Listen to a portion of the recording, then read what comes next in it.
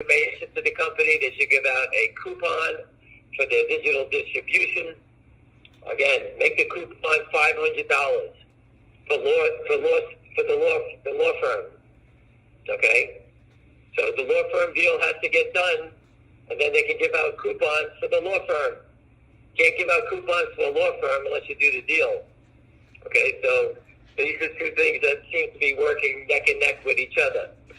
The company said they're waiting for an audit of 1-800. Once the company gets the audit verified, they submit it to the SEC, and the deal is closed. All right? The press release is right out there, and you can see what's going on. All you're seeing is the shorts trying to press to push it down.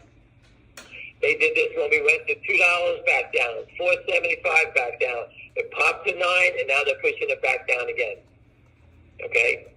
It popped to $9, may have been ahead of itself.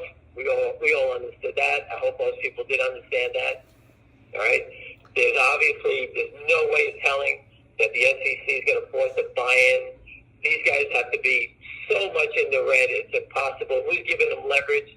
I don't know. Obviously, it's the prime broker they're in bed with. It's giving them leverage and hiding trades. Okay? But the fundamentals are coming in. Pushing it down is the wrong way to go. Obviously, the coupon, like a coupon you get in the mail, it can only be coming from the company, GTII. They have to give it to you. The short seller is going to say, I don't want to give it to you, but at the end of the day, your brokerage firm is going to owe it to you, and the brokerage firms are the ones that are going to attack the shorts. That's how you win in this game. All right? Anything you're playing, you got to be careful with, because if you don't go down this road, okay, you're playing with fire. Look how hard it is for what we're doing. It's taken 2 years, and the company's pitched the perfect game. Okay? Everything the company's done has been right on, spot on. Okay? And here it is. Now, the company, most people have raised money through the warrant conversion. So they're pushing it down at $2.75. That ship is sailed. A lot of people I know, everyone I know, has already sent their money in and exercised this thing. I know people that bought it, exercised when the stock was $7. Okay, they may have sold their stock and got the stock back at $2.75 for free from the company, and the company was funded. So the company has money, has a merger deal, a monster merger deal, and they're doing a new dividend through an offshore exchange on upstream. And these guys are trying to force it back down. And the only reason they're doing this, I told you before, is a kamikaze. They need you to sell. They know what's going on. They need people to bail out. That's why these attacks are strong and they're brutal. CRTD, the same pattern. Knock it down, hurry up, we got to cover. Okay? The volume is nothing. GTII, they got to cover 200 million shares. 200 million shares. It traded 1.3, 1.4, and I know 600,000 was purchased by my friends. Where'd they go? Let's say they bought the rest. Let's see how many shares they naked shorted today. Nothing has changed. Again, the Titanic, everyone said she would sink, and it sank. All right, the same thing is going to happen here. These guys are just shuffling the deck chairs on the Titanic. I can't even believe it's the Kramers anymore. I think it's got to be other parties with them. This has gone way bigger than the Kramers, I think. The Kramers are just bagged, and they're just standing around. If they are still playing here, obviously these guys have a lot more money than anybody believes, but I believe it's the Alpine and the prime brokers and offshore criminals that are helping them. But again, they can do whatever they want. At the end of the day, they have to deliver the dividends. Okay? They're going to be exposed, and it's coming down the pipe. We all know about it, and that's why you keep seeing the attempt. They just keep trying to sell it down. We can't stop it. Okay? I've always told you that. Accumulation is the killer, not the spikes. Again, you can just see them just keep trying to manipulate it down, trying to make it new lows. That's all they're trying to do. Okay? And when it turns when it turns, and then it goes back up. I can't stop it. We all know it. It's just so funny how all these stocks get attacked at the same time. It's very interesting how they, Finger Motion, a guy bought 10% of the company, and Lynn Partners is still out here trying to play games. even when they're squirming, calling the company up. All right, so these guys are going to get the hammer with CRTD and finger motion with Lynn, the Kramers with GTII. Again, we can't stop it. All right, the only way to do it is you got to be in it to win it. Again, this is a big boy game. Again, these are criminals. Okay, we've called the SEC. We parked the truck in front of the SEC. Everyone has pointed the fingers at these guys. If they weren't criminals, why aren't they out here defending themselves? Okay, Lynn Partners, the truck is right in front of their face. They know where it's all coming from. They know the shareholders are after them. Everybody knows on the street they're criminals.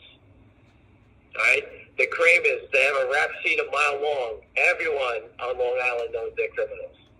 The truck was in front of Newsday. Even Gibson Dunn knows they're criminals. Everybody does.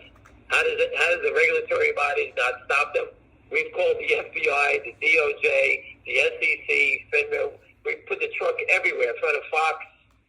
Everyone knows who these guys are. Do we have to continue?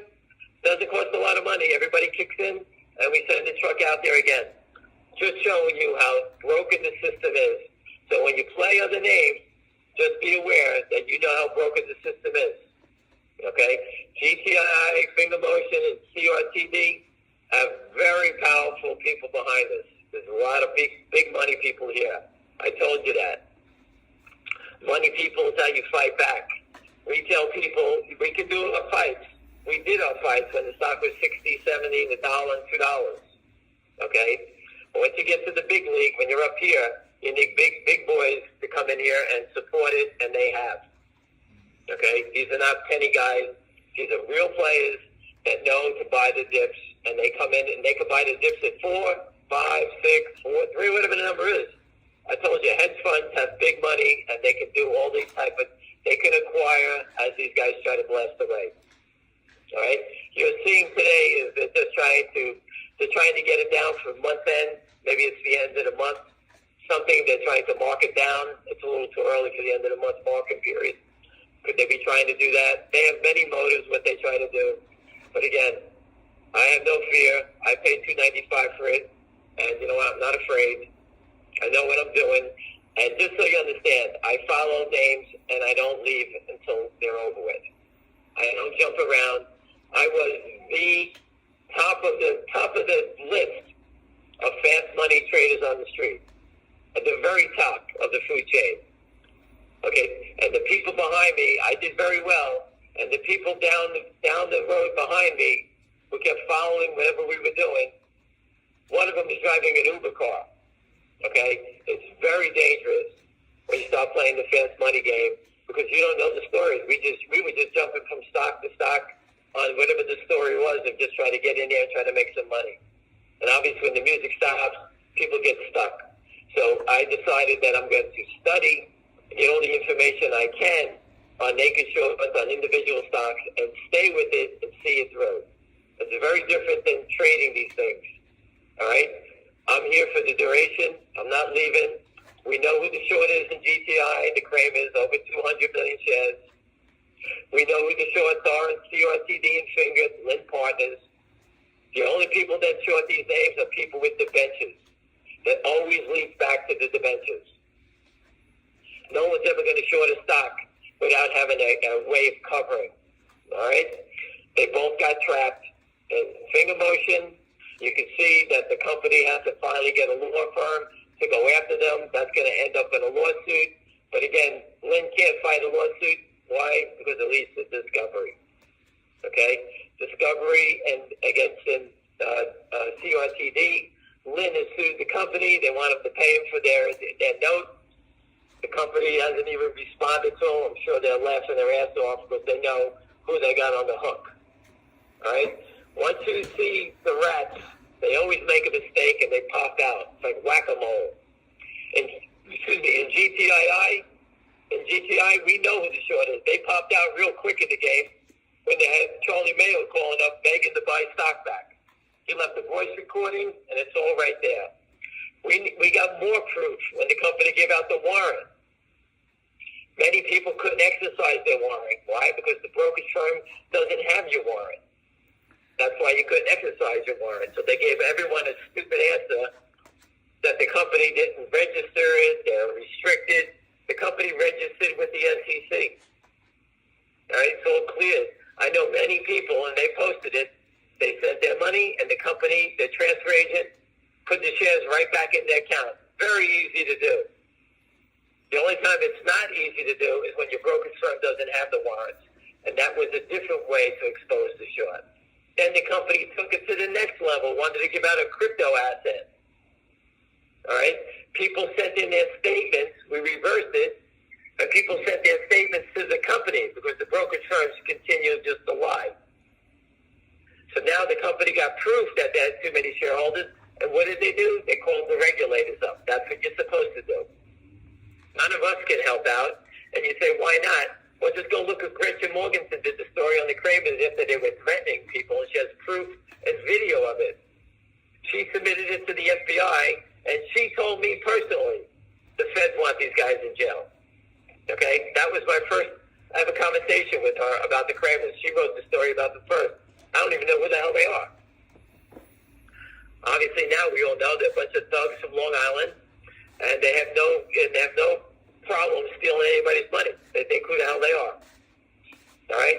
Again, remember, these guys just tried to wash stocks down, try to manipulate them, cross it, make anything. It's like dealing with the devil. They're trying to do whatever they can to get you to sell. Okay, my good friend who I had on the call, who was a market maker, I had a call with him before. I put him on the phone before. He knows all about it. He says on these holiday weeks, this is where market makers are really, and the short sellers try to manipulate stocks. And he says all the big players take off and they go on holiday. And I told him that line is bullshit because we're always here. Whoever made that lineup, Carl Icahn goes on a holiday. You know, Mark Zuckerberg, those people go on holiday. Everyone else is always here, and the volume is always light. All right? I think the shorts, everyone's created these holiday weeks and uses that excuse. No one does anything because it's a holiday. And meanwhile, they rob you blind on these slow-motion days when no one's around. All right? And again, I'm just going to change the subject for a second. The story about GameStop and Carl Icahn shorting the stock. If Carl Icahn short that stock, how is it up? Okay, I know Carl Icahn and these guys are brutal. Okay? If that stock was up, why is that stock up today? I don't know if anyone has proof that he has done it. If he has, I don't know. I haven't seen it yet. But Carl Icahn is the type of guy that everybody follows on the street. And if he was short that name, I can't believe it's still standing. I would take a shot on some cheap calls on it because I can't believe that the stock is standing and Carl Icahn is short the name. Carl Icahn could short it when it was running. I don't think Carl Icahn is stupid to short it when it's down here. He may be covered it already. I don't know. Or maybe covering. These guys like to leak stuff out onto the street to the press. All right? So you got to be careful about that. On the CRTD, there's a story about Carl Icahn buying the stock here. If you look at the CEO's resume, he's a heavy-duty Wall Street guy, and many people know him. So I wouldn't be surprised that if a guy of that magnitude would take a stake trying to help out a buddy, maybe. I don't know. I have no knowledge of it. So, I don't put anything behind it. Carl Icahn likes to make money. He loves to make money. Let's rephrase that. And he loves to kill shorts because I've seen him do it in Herbalife. Okay, he went after a guy in Herbalife. He was calling it fraud, and he went after him for sport. He went for sport. He wasn't doing anything else. He killed him. The guy threw in the towel was $5 billion. It was Persian Square. All right, so Carl Icahn is here for the money. I can't see him shorting GameStop because there's really not much to the downside. It's $26. It seems to me like he's the type of guy more for the upside. His pattern has always been that. Again, I talked about it in CRTD. I have no proof of it, but if he's poking around, I've always believed that these big guys, if they ever stepped in and started helping these small companies out, that these stocks can rocket. And you know what? Because now a Carl Icahn or Bill Gates, how would they never lent their names to these companies? It's just amazing. how they've never done that before. All right, but again, I'm hoping he does it like you do. But again, the company is fighting back. The CEO he's fighting, and he knows this guy knows the game. He was a prime broker. He worked on trading desks. This guy understands it. All right, I've never met anybody who's exactly like all of us who's running a public company. Now, I don't know much about the public company, but this guy's going to do everything in his power to break this stock out because he knows he has them dead. All right, he's listing on Upstream. He's not going away. Did he call favors to a friend? I have no clue. I have no knowledge of that. But again, guys like Carl Icahn, Leo Cooperman, these guys like to play the upside. They short things when they're screaming. They're short stocks like Shopify when they're $2,000. Those are the type of things those guys do. They don't short these days.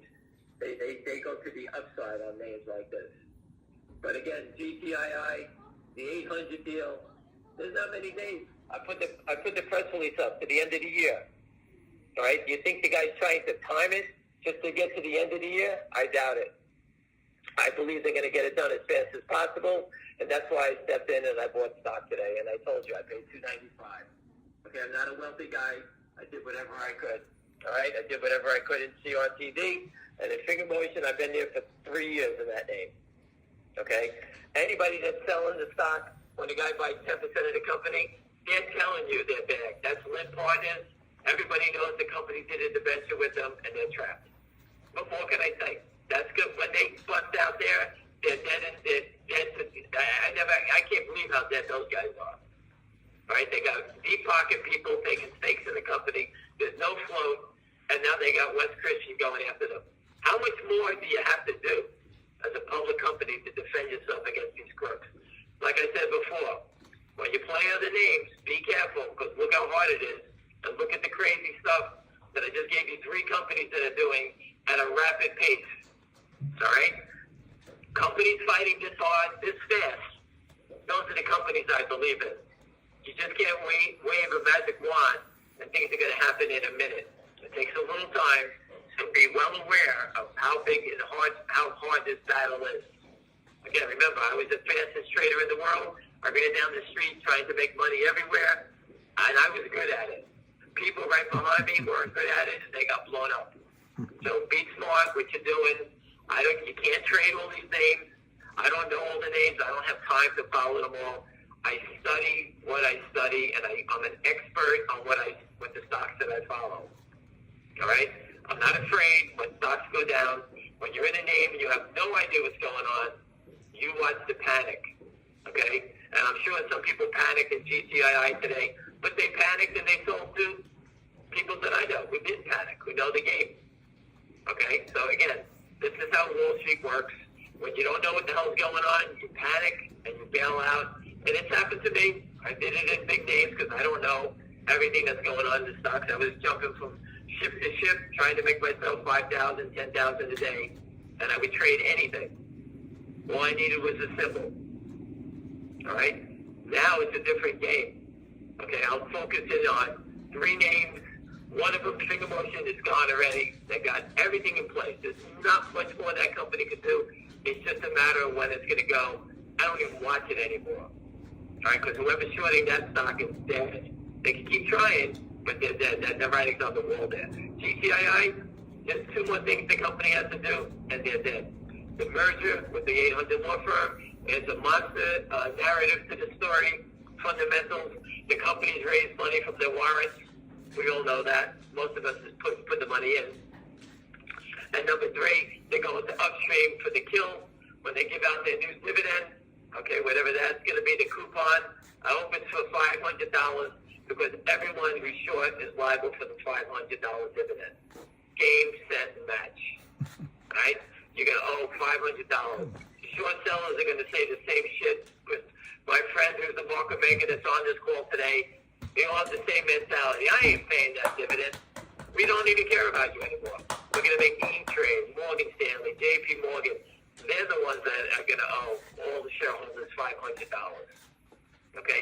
You watch how fast when they got to see they're going to lose $500 and they got to call up and go get the stock from you. They're going to submit the bill. It's called the due bill. They're going to pass it on to your prime broker. The short seller, we don't even care. He's just going to file bankruptcy. We're going above the short seller's head. That's how sophisticated this stuff is, people. So you got to grow up and understand what it is. If you can't handle it, I'm sorry about that. I didn't create the fraud. We're trying to fix it. Right? That shows you. But don't get dragged into the SEC telling you that you're going to shut down payment for order flow. It means nothing, payment for order flow. What does mean everything is stock settlement. And they never address that. All the nonsense, they keep dragging all these poor people into payment for order flow. It means nothing. No one cares. I didn't care who sold me my stock at $2.95 today. I don't care. But whoever sold it to me better deliver it. Okay? Whoever sold me that stock better deliver it. And that's what I want to see. And that's the most important thing. All right? We got another 7 minutes, and I'll go through to finish this up. But, again, you can see the stock bouncing around. They don't want it to go back up. They don't want it to go over 3. They want to hold it below 3 for whatever God reason they want to do it today. Doesn't mean anything. Stocks go down, stocks go up. Same thing as Finger Motion. They're offering down to 511. And let's see what CRTD is doing. Let's see if we got the trifecta here trying to hold it down 20 cents. Okay. They're all different stocks, but it's so funny. The patterns are so similar to the whole thing. You know, Finger Motion's been a different pattern. But CRTD and GTI have the same trading patterns lately, where these quick attacks come in, doing everything in their power to mark it down.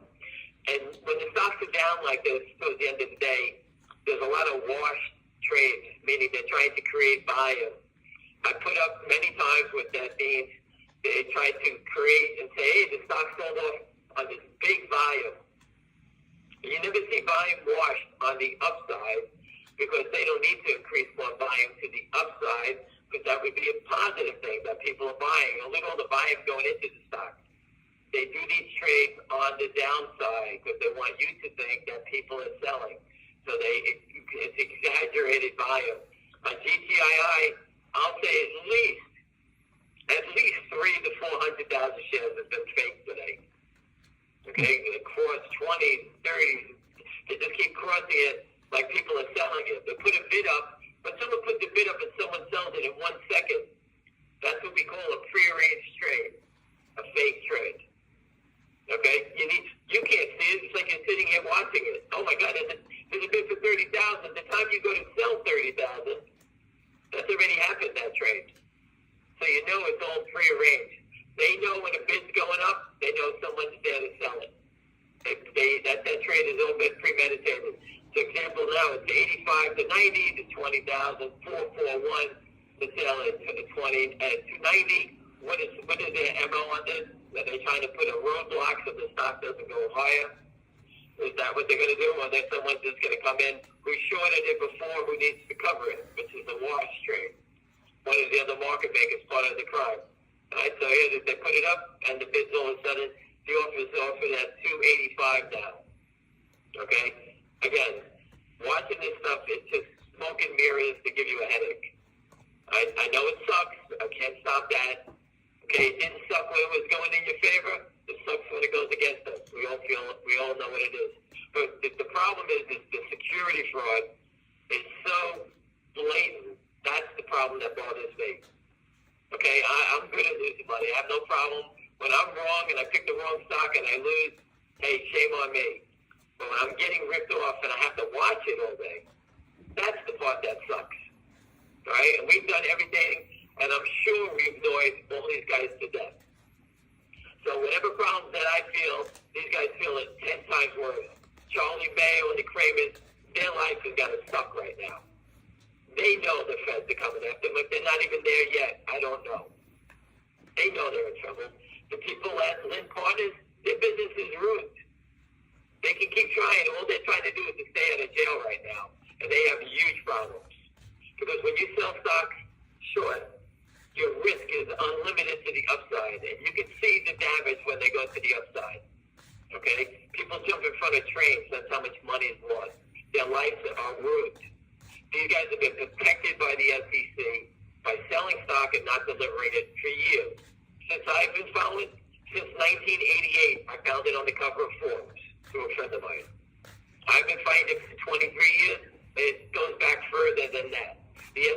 knows about it. They all turn a blind eye. The only way to win is you have to do it yourself, and you have to do these tricks.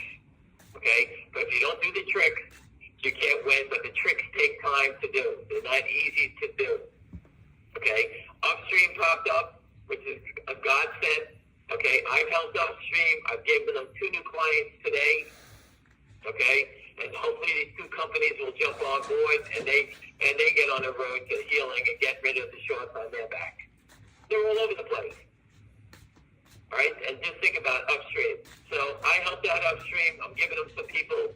And hopefully, and you saw the press release on GTII, we rub their back, they're going to rub our backs, and they're going to get us out there and get this thing moving and grooving for the GTI shareholders. That's how Wall Street works. All right? They ask me for help. I have no problem. I'm going to help them back. All right? You see the same pattern in CRTD. It was just 143, 147.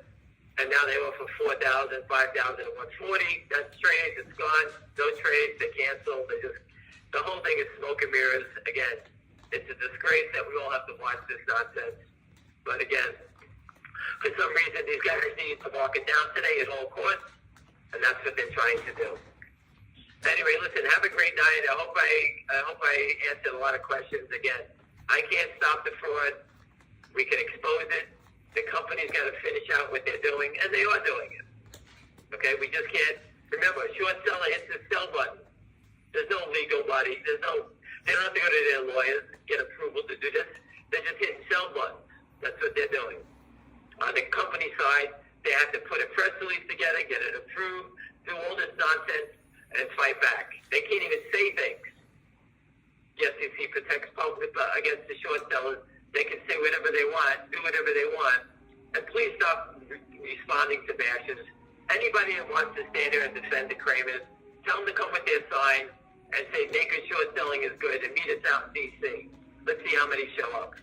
They're all full of shit, so stop paying attention to them. They're here to get underneath your skin. All right? This is a scumbag game where people are trying to steal your money and we're fighting back.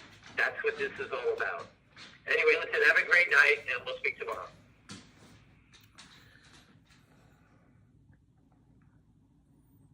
Okay. I don't know what happened to the live thing earlier, but CRTD is down. No. Yeah. Okay, it just turned 4 o'clock. That's what happened. So it was down 23 cents at 139. For CRTD. Finger closed at 506, but it's trading at 516 after the close. The new favorite belle of the ball, closed at 32.75, up 15 cents, 86%. And then after the trade, it's trading down really slightly, 0.002 at 32.7. And then MMAT is trading at 2, down 3 cents. MMTLP,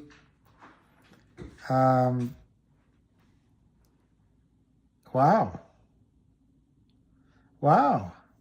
They got MMTLP down $1.45 at 10.20 while Ham was talking. The power of the short. GTII, 284, up 4 cents after the close, but the last trade was 284, down 46 cents. So I don't understand why it says up 4. But anyway, 1,490,000 shares. It closed at 284. So let's see Cosmo hold after hours. If it does, tomorrow's another rocket. Could be. Does Fidelity show 334? Bye, Jenny L. I don't see that on E-Trade. Yeah, it's weird raising the vibration. I don't know why they would sell it under 11, but I use E-Trade, Sapphire. I use E-Trade. It's on YouTube. Timothy, yikes. Who wants to watch Timothy, yikes? Yeah, for real time, I use it. I use E-Trade.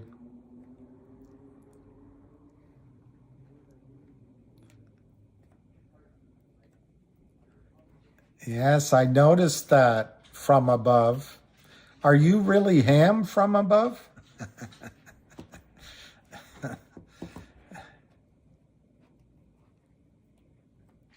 No, I'm not worried, Max. That Citadel is for sale. I mean, it's just they're a crappy market maker as well. I'm not worried about that.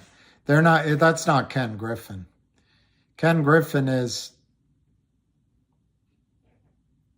the definition of Gary Gensler. Goose. He's the goose. I need a nap. I need a wrap. It wasn't me. It wasn't me. This is a disappointing day. Don't get me wrong. That all of you guys are making money and I'm losing money. What Luz said is right.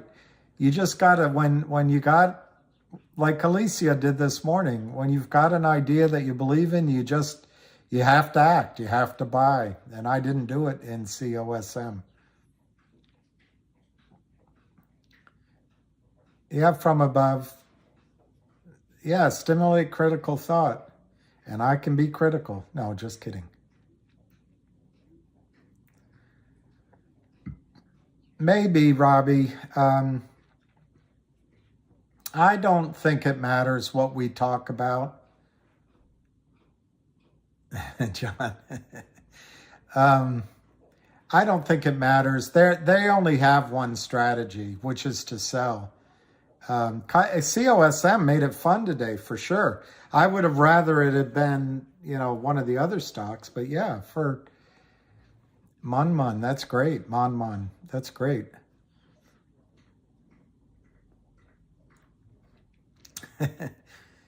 I'll buy the other half of dinner.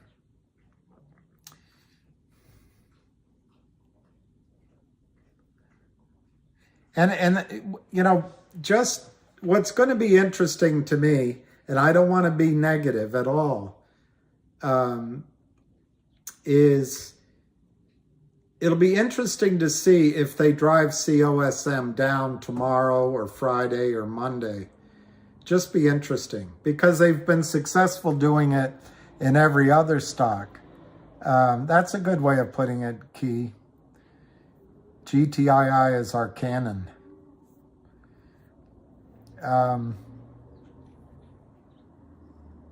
So I need to do some studying on COSM late, of course, late to the party. You're welcome, Woody. Yeah, I know I made it. Somebody said it sounded like listening to his ex-wife, and I know I made it like that when I got frustrated with that one negative, what I considered to be negative, and I guess I was wrong.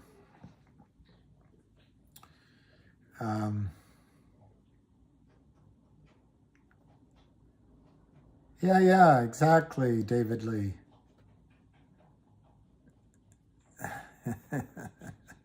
Chip 2Y. You're not invited. No, just kidding. I wasn't invited either.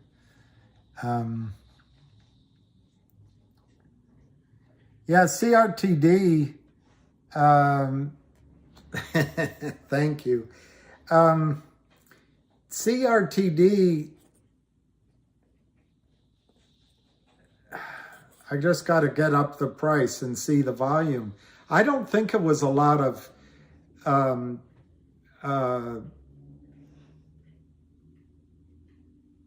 I don't know. I don't mean it to look like amateur hour.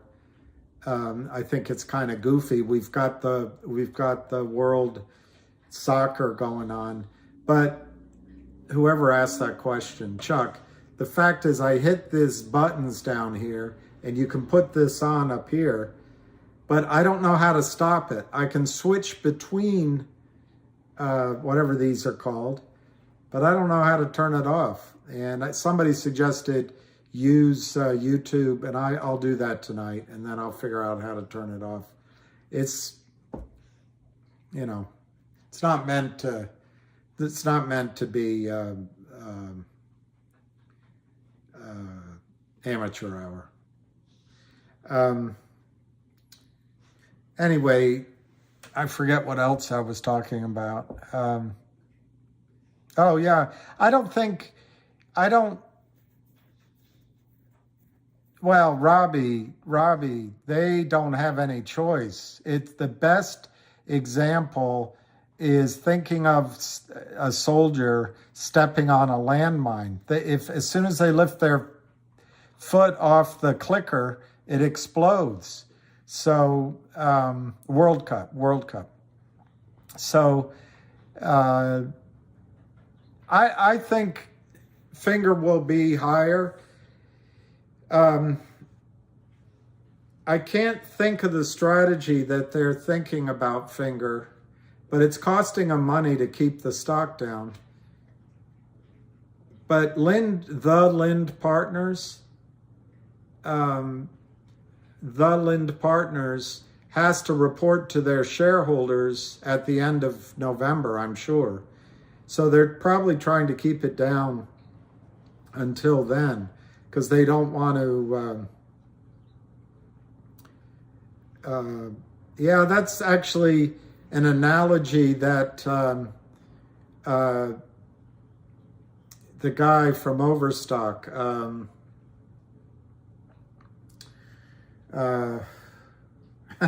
anyway, the guy from Overstock, who's a genius, he came up with that analogy.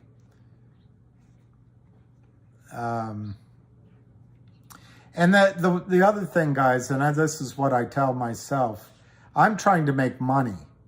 And it would be nice, I know we heard about it at the end of October. I know. I've been saying almost the same thing for 19, 20 months, Phil's crib. I've been saying the same thing about GTI and the Kramers for probably 17 months. I've been expecting the squeeze to happen. I don't know what else to tell you. I really don't know what else to tell you. The criminality is allowed to happen, and as best we can do is set it up for you as an opportunity to buy in and participate. But I can't tell you for sure when. The only risk that I've ever told my investors about is time.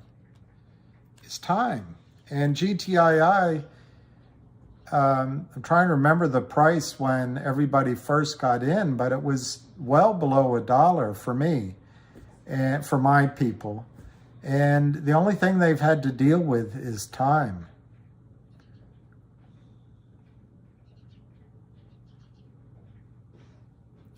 Yeah,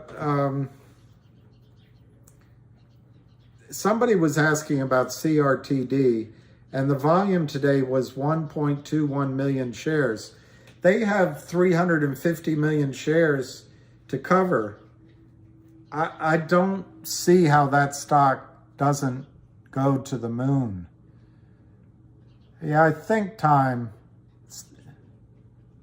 You have to cry uncle, Jay Grabbert. In all due respect, sometimes you have to cry uncle. Okay, I'm not ready to cry uncle, though. You can get out. I'm not telling people to stay in longer than they can. Yeah, I think he is a staffy. Absolutely. That's what I think he is. It's his behavior. And one thing, for example, he's not afraid of traffic. He's an idiot in traffic. but that's a staffy characteristic.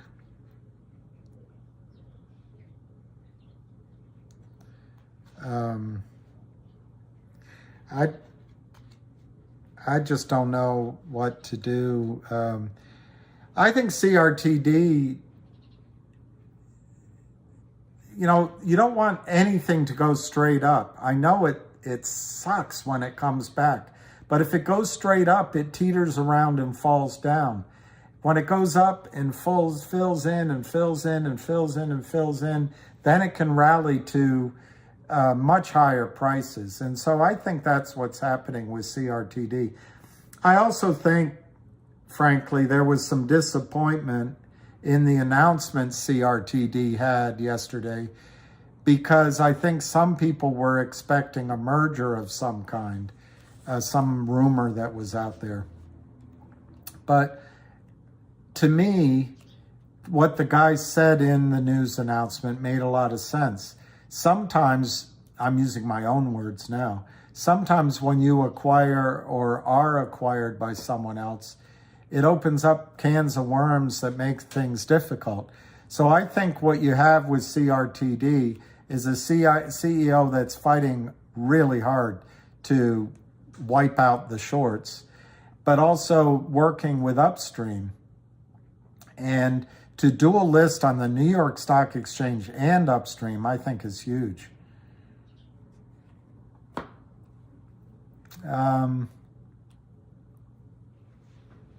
13 years. Oh, Robbie. Oh, they're very smart, really smart and loyal. And mine, he always tries to do good by me. He never, but he is really smart. They're problem solvers. I'm so sorry you had to put yours down. She'll be in heaven when you get there. She'll be in heaven. I don't know if these have bottomed out.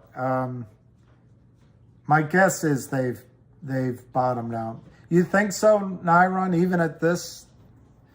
Even at this level? God, it drives you crazy. You could have had it at coulda, woulda, shoulda. Coulda, woulda, shoulda.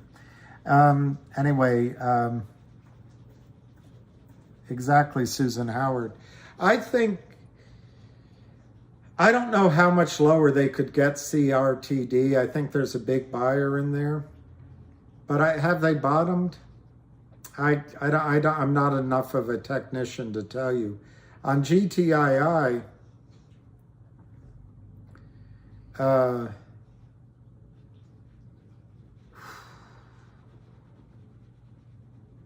I don't know.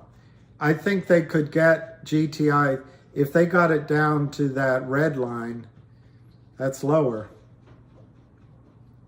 But again, with GTII, it's just the same. There's big buyers in there. So I'd have to say GTII is, I don't know why warrants would be triggered. I think, Nyron, maybe what he means is the strike price on the warrants, that maybe the stock's in the money. The warrants are in the money now. I'll have to look that up. But if the COSM warrants were 29 cents strike price, they didn't have any value, intrinsic value. But now if the stock's above 29 cents, they have value. So maybe that's what he's talking about.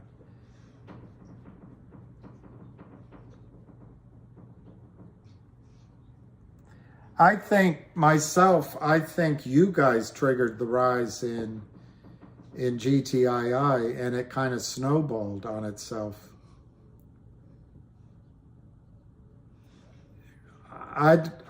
Robert Vasquez, let me study it tonight.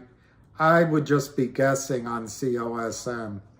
I would just be guessing right now. I'd be giving you numbers that I made up. I mean, I make them up anyway, but I put thought into the other ones that I give you, and I can justify them. If I gave you any numbers now on COSM, I really couldn't justify them. So let me I'll look at it tonight because I might try to buy some small position tomorrow like I should have today.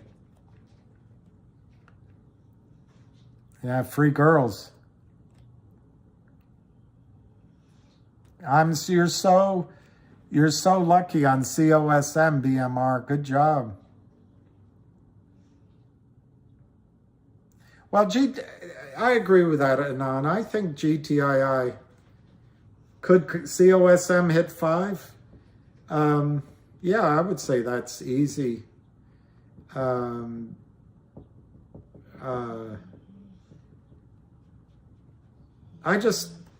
me just look at COSM if they'll tell me something. Let me just see something. I don't know if they'll give this to me. Yeah, I mean, my chart only goes back 5 years, but it was $11 before. So I think it easily could go to 5, 6, 7, 8, going back to where it was before it got killed by shorts. Yeah, okay, there's Christopher Pope is saying, Lou said 9 to 15. That's what I'm seeing here. I'm on the chart from past prices, not even giving credit to a short squeeze. It seems like it could get to 9 or 11 and maybe 15. MMTLP. What's going on with MMTLP is it's going to go out of existence. It's just going to cease to be. They're waiting for the date. And why is it taking so long? The prospectus has to be printed. And so the board has to meet and just pick a date. The prospectus is already written, as I understand it. So it's just a matter of selecting the X date, the record date. And sometimes those are different things, but in this case, the record date. Once they pick that, we'll know. And that'll be, my guess is it'll be about 2 weeks that the brokerage firms have to buy back all the MMTLP shares that are in their accounts that are junk, counterfeit. And then the company will cease to be. The risk I see in MMTLP is just like Dole Foods. When Dole Foods went private, the guy paid X amount of money, whatever, call it $5. I don't remember what it was. And to the extent there were counterfeit shares in the accounts, the brokerage firms just put out the $5, ate the loss, and moved on. But then there was a lawsuit afterwards, and the lawsuit, the court system, not the brokerage system, the court system said you owe all of the existing the previous shareholders, $3 a share because the price wasn't fair. Well, when they went to pay that $3, they found 13 million extra shareholders or shares that didn't exist. And what happened in that case, the DTCC just paid it, just took care of it. And I don't know if that could happen here with MMTLP. I don't think so because the process I described with Dole Foods was a 2-year legal system process. So I don't think so. I think the brokerage firms will only have, their only choice will be to buy MMTLP before the record date. What do I see it going to? I think it's going to go over $1,000. I hesitate to say that because that'll be such a huge loss for everyone that maybe they'll step in and try to stop the trading.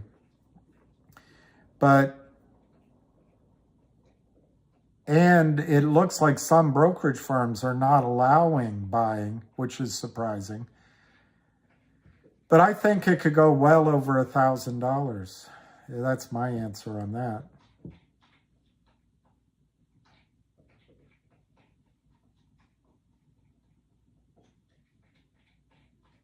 Yeah, I think, and by the way, my little position in MMTLP, when I get out of it, I'm going to buy GTII shares.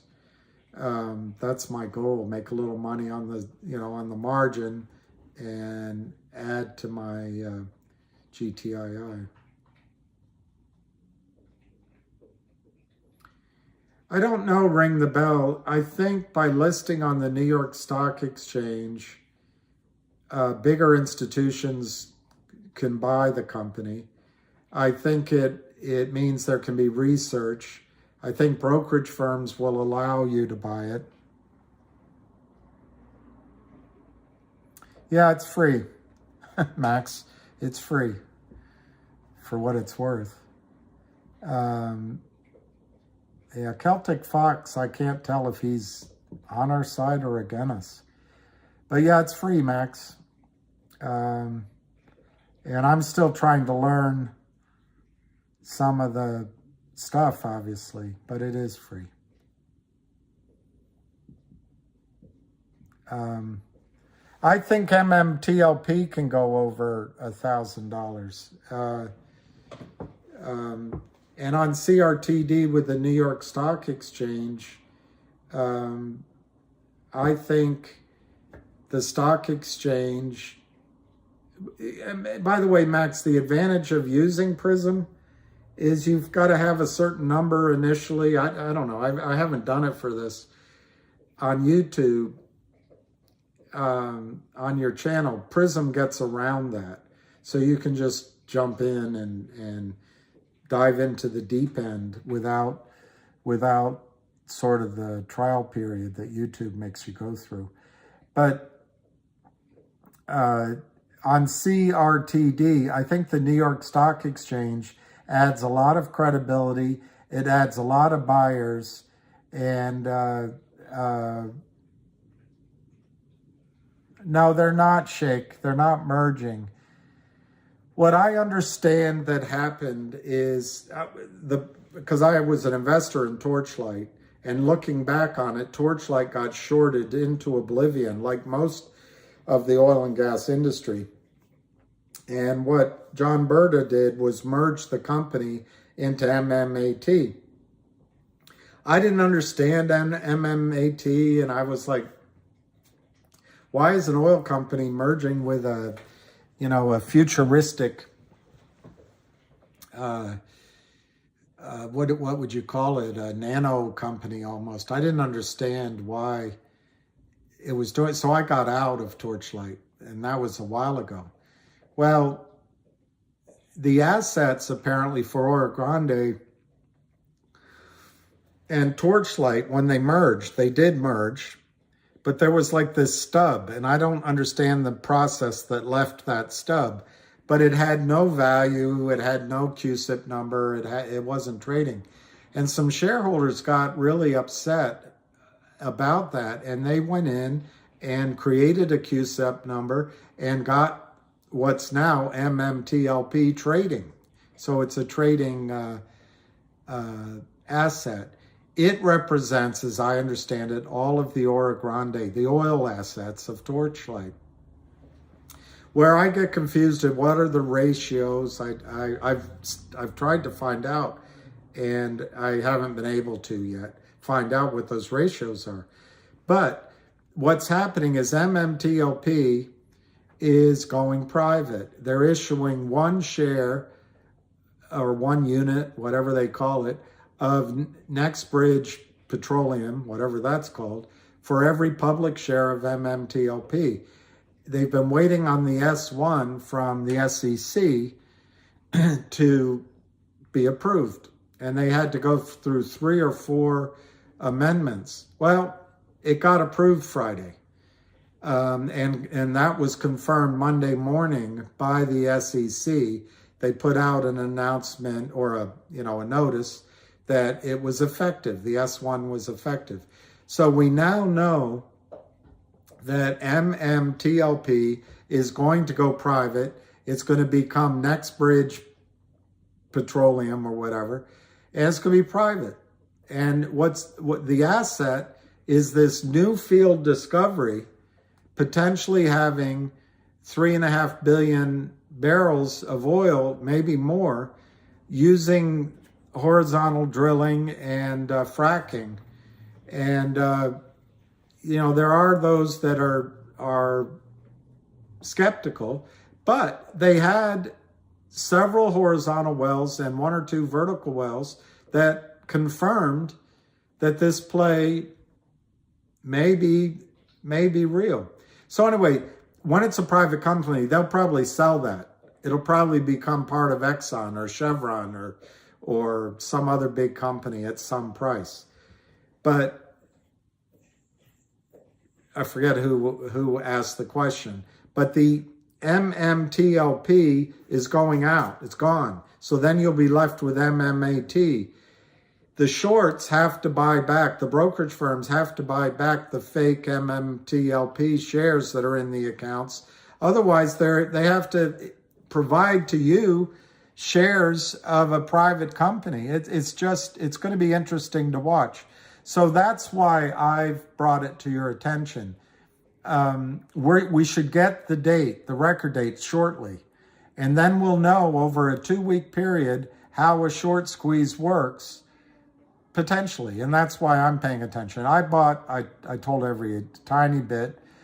If it runs up, I'll sell and I'll buy GTII.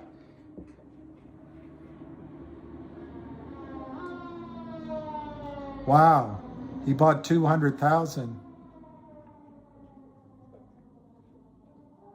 Well,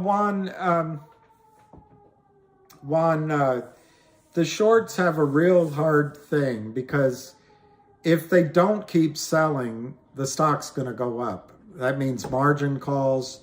That means buy-ins. That means the end of their life as they know it financially. So they keep selling. It's the path of least resistance. All right, Alicia. I know what I'll do for Alicia before she goes. I got to find it before she goes, because she always goes. Is that a good one? I hate the lipstick. But anyway, that's for you, Alicia.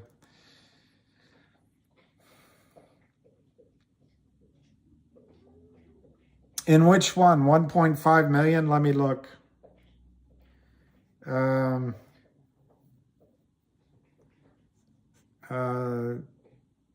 GTII? Yeah, 1.5 million. Wow.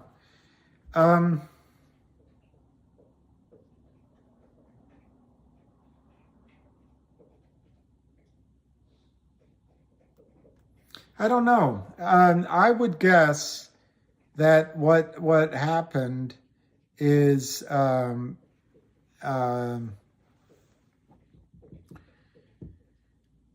there was buying in GTII, and the Kramers didn't want the stock to go up. And in fact, they want to see the stock down for their month-end reporting. They also, I think, really want to see it below $2.75. So Fidelity stops asking for the other end of fail to delivers, with Alpine. My guess on the volume is that the Kramers have shorted at least 70% of that.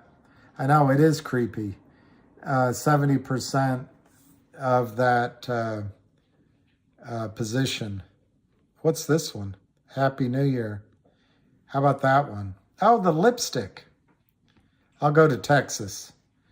I'll go to Texas.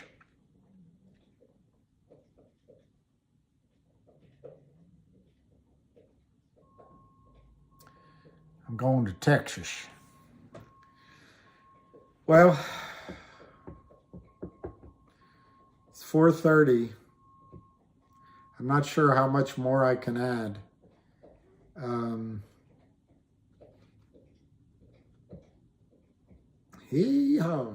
I would say that in all three of the stocks, GTII, Finger, and CRTD.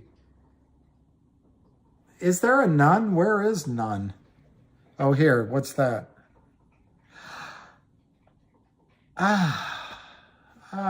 You know what it is? It's not none. It's like a yield sign. There's a yield sign, so it got rid of it. Thank you for that suggestion. Thank you for that suggestion. Yeah, they should have, so I can look like the Martian.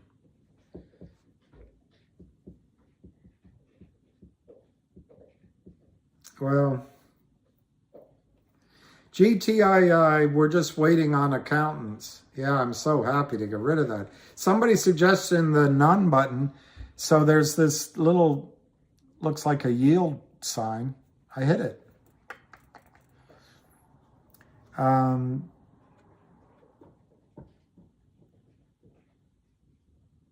Because I guess all of this is intuitive. Not to me. Thank you, Ring the Bell.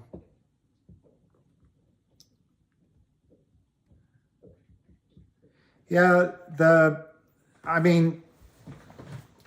on CRTD, there was 330 million shares short, but they've sold something like 60 million shares in the last 5 weeks on top of that. And on Finger, there's 113 million shares short, and they've shorted more, so it's probably 115, 120. But there's only 3 or 4 million in the effective public float. And then on Kurt Kramer, he's heading towards 250 million shares short. And it's all fraud. It's all fraud. Yeah, the company is definitely working with us. I miss company. I miss your company.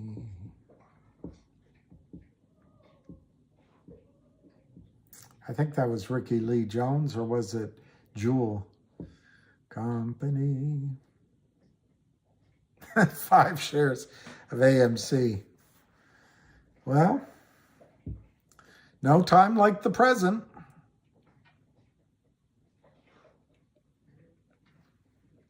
Yeah, Gary. You're welcome, and I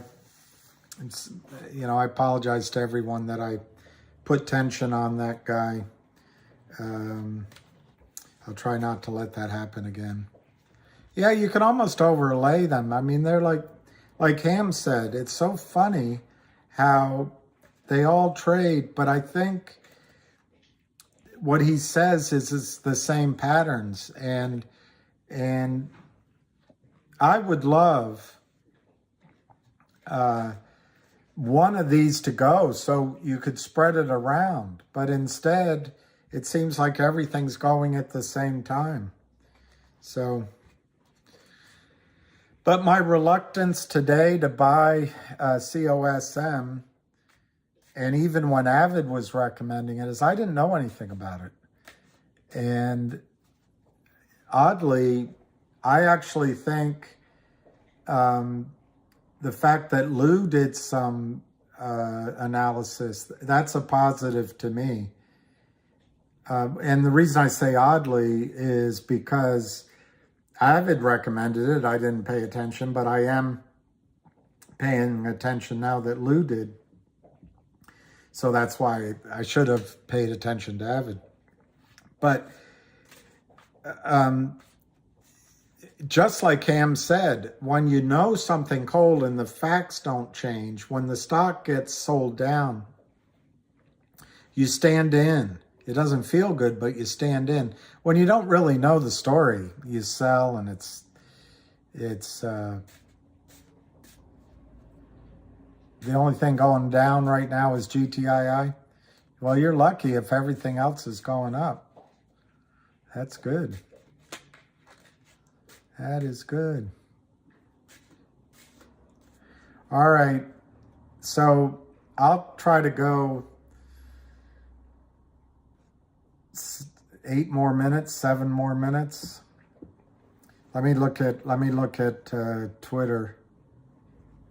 See if there's anything interesting there.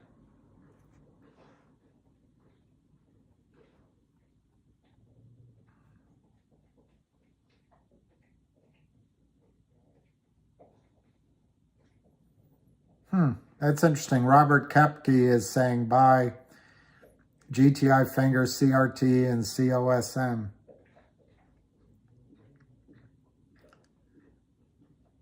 Ken is saying GTII COSM finger are like a car ride compared to the roller coasters of GME and AMC.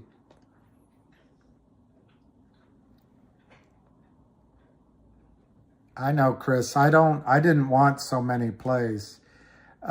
Here's Celtic, an awful lot of selling today.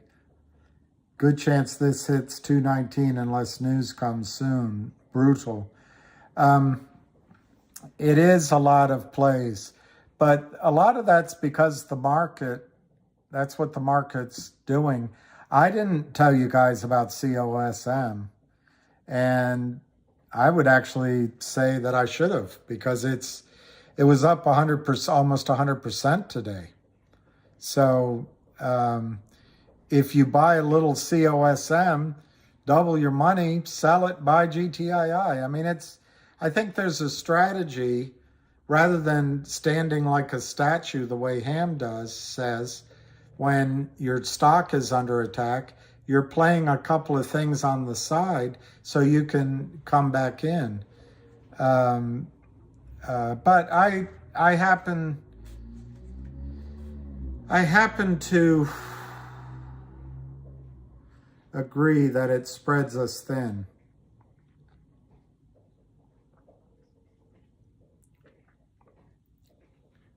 I agree with you. I would like January.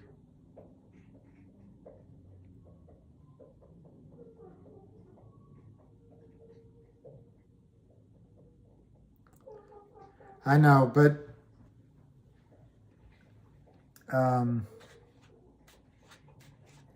what's Joe Hinckley saying? I'm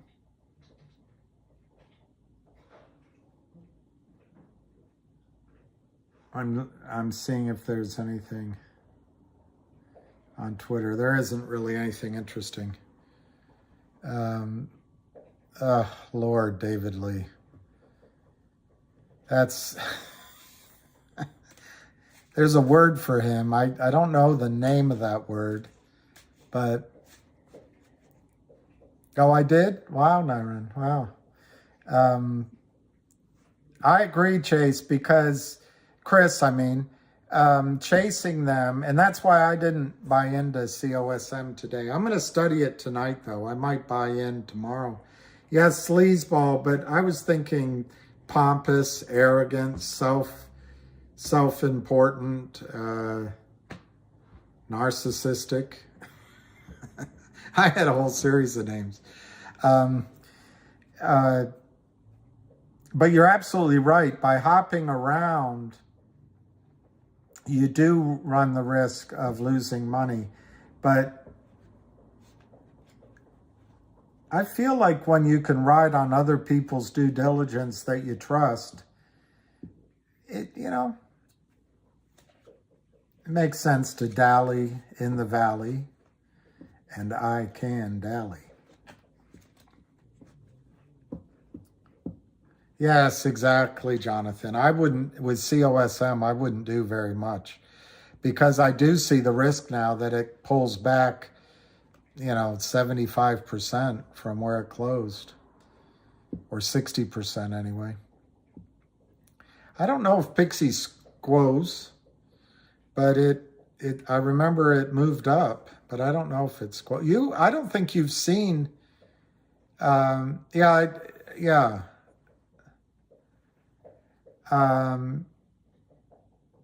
I don't think you guys have seen a squeeze yet. I don't think you've seen a squeeze yet. And when you do see it, you're going to be amazed. You're going to be amazed. You're going to forget everything for about 25 minutes. And then you'll look at your accounts in amazement. Exactly, Max. That's the biggest reason I didn't do anything at the end of the day. On the other hand, 100% move is pretty nice.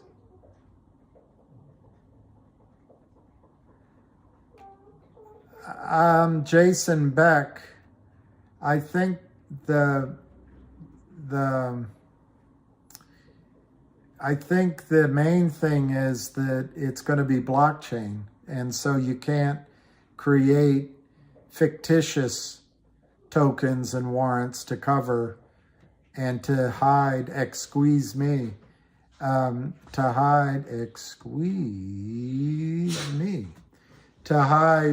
to further hide and manipulate prices. I have never been through a squeeze like the one that I think's about to happen with GTII, but I've been in several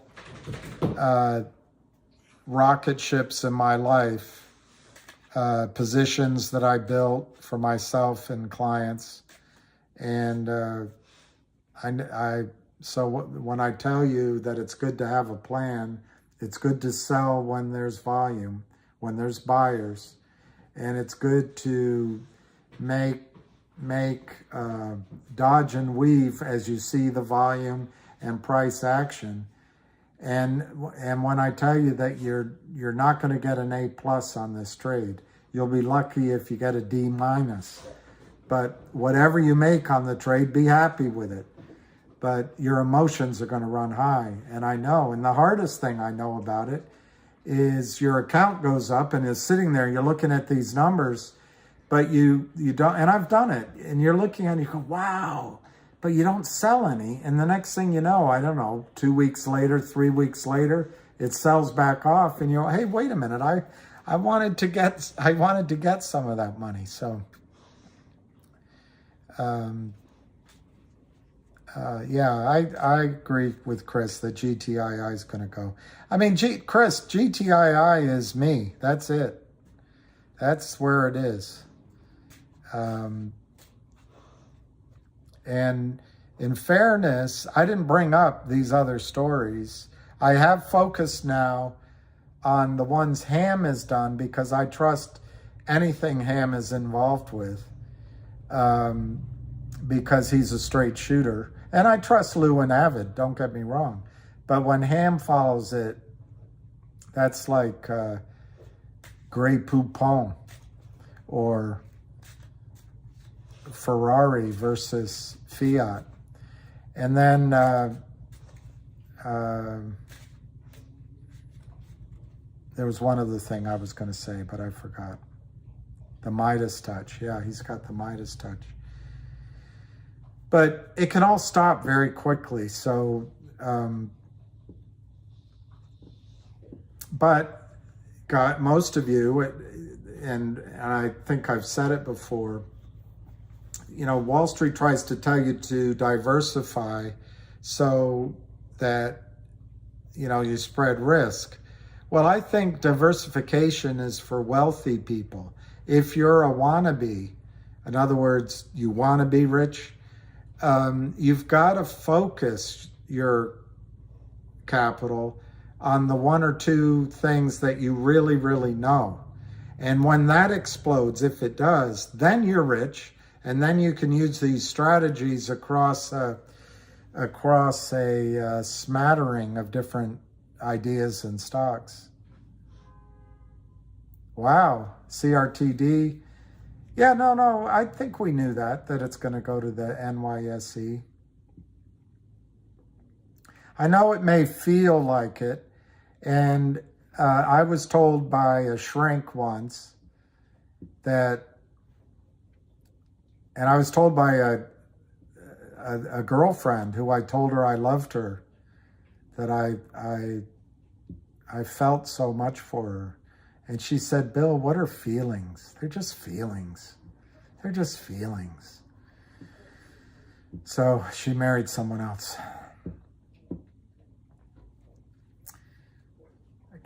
Feelings don't necessarily mean reality. On the other hand, you got to trust your gut. That's what being alive makes it so difficult. See, Daniel Phil, I love that. You sold it for a profit and you bought more GTII. At the end of the day, what we're trying to do is make money. And whether you make it in GTII or Finger or CRTD or COSM doesn't really matter, as long as as long. I'm not going to educate myself on AMC because I see that as it's just not worth the effort. I wouldn't buy AMC. I have no intention of buying AMC or GME, so I don't educate myself on it. I think the big boys are in there, and I said it. If you knew me back then, I was telling people back then, after the run-up went and everyone was excited, I told people, don't play it. Because every time it runs now, they're going to sell it down. And they made all their money back selling it back down. So I just think they played everyone like a yo-yo. And I don't know. I listen sometimes to that guy, George Donahue, and others, and it sounds like AMC and GME are going to go to the moon. And maybe they will. But I just think they've got, Ken Griffin has Pat Byrne said that Ken Griffin is the Federal Reserve. So I just think they have the power of the United States Federal Reserve, the United States government behind them to keep those in a range so that while you're hoping that it goes to the moon, they sell it back down. I don't know. I'm just not interested in AMC and GME. Yeah, I like George Donahue's. What word would I give him? I'd say he has moxie. And I would also say that he's like Ham. George doesn't quit.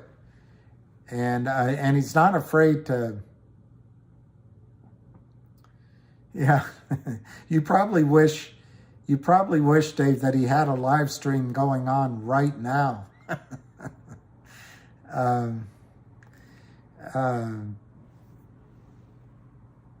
No, I just think it's not so much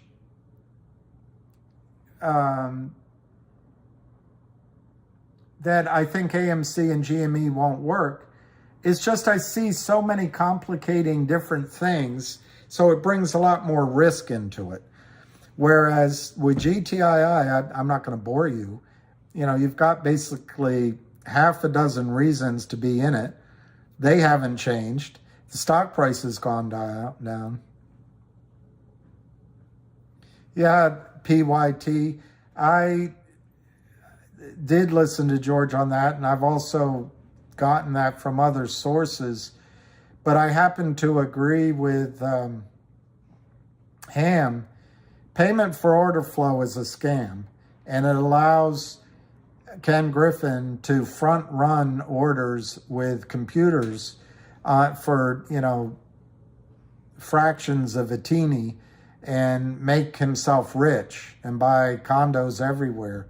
And everyone thinks it's okay because he's a genius. He's just shaving a little fractional piece in front of everyone on trades. But I guess as a society, we've decided that's something we want. But it's not payment for order flow that's causing the situation that we all are in. It's that Kurt Kramer and Lynn Capital can sell shares that do not exist. You guys put up tens of thousands, hundreds of thousands of dollars cash. You put it into your account and it settles. Kurt Kramer gives toilet paper back. And hopefully he hasn't used it first. And it's in your account. There's nothing there. It's fraud. It's theft. It's stealing. But he gets to get away with it because he goes to Temple and gives money to Children's Hospital. Yeah, they're all, and they have lawyers. He can afford, with his stolen, purloined money, he can afford the best lawyers. Oh, overall picture, yeah. I don't know what it'll do. If they get rid of payment for order flow, they're probably going to start charging commission again for trades, which we won't like. But I think payment for order flow, which is computerized, I would love to see simultaneously bringing back real market makers with the real responsibility to stabilize markets and put their capital at risk, and maybe have a separate government body that regulates market makers away from Ken Griffin.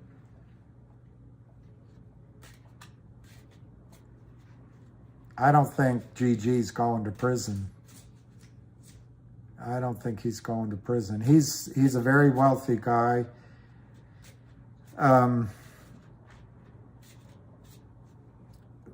Goldman Sachs runs the financial markets right now. Maybe JP Morgan and maybe Morgan Stanley, but I think Goldman Sachs rules it all. And to have their alumni in the White House, in the SEC, it's a big help. Now, I don't know enough about it, sweet and sour, but if there are pre-existing warrants, yeah, it's stealing money. If there are pre-existing warrants in COSM, and I'm going to have to study it, but what I gather from what Lou said, there are some warrants out there with a strike price of 29 cents. So if the stock traded down at 5 cents forever and 7 cents forever and 13 cents forever and 17 cents forever, and then today went from 18 to 33, and like an idiot, I never bought any, by going through the strike price of 29 cents, the warrants now would make, they're in the money. So the intrinsic value of the warrants are from 29 cents to wherever it closed. Let's say it closed at 33. There's 4 cents per warrant intrinsic value. There'll be a premium though, because they're cheap. And then that becomes a time premium or a speculative premium on the warrants. But prior to that, the warrants had no value other than if someone wanted to speculate on them. And I don't think anyone did until today. So that's all I know about those warrants. I don't know when they expire. I don't know what the terms are of them. What was anti-Semitic? What is anti-Semitic? By the way, KM, I think you were the one that was anti-Semitic before. Just, you told everyone that Jews are smart. That's pretty I don't know if it's anti-Semitic. It's something weird. But where would the Kramers go? To Mass or to mosque? Of course they're going to go to temple. That's where they go. That's their religion. When I go to Mass. I don't go to temple. I don't go to a mosque. There's nothing anti-Semitic about that, KM. Yeah, Vinny G, I think this upstream is an amazing, it's just like Ham's idea. Yeah, sweet and sour. I used to have a book when I was a broker I could thumb through on any stock. It came every week. And I could give you the answers instantly, but I don't have that anymore. I don't even know if they have it.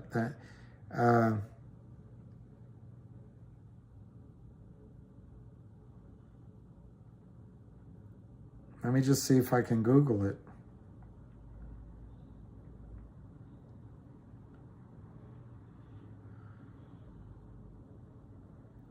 It's not Cosmos Health, is it? I don't think that's what it is.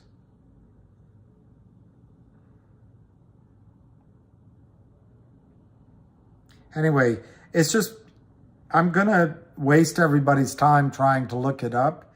But in general, maybe it is Cosmos Health. Okay, so maybe it is Cosmos Health. They entered into a warrant exchange agreement they replaced existing warrants with plain vanilla warrants. As of February 28th, 2022, will purchase an aggregate of 20 million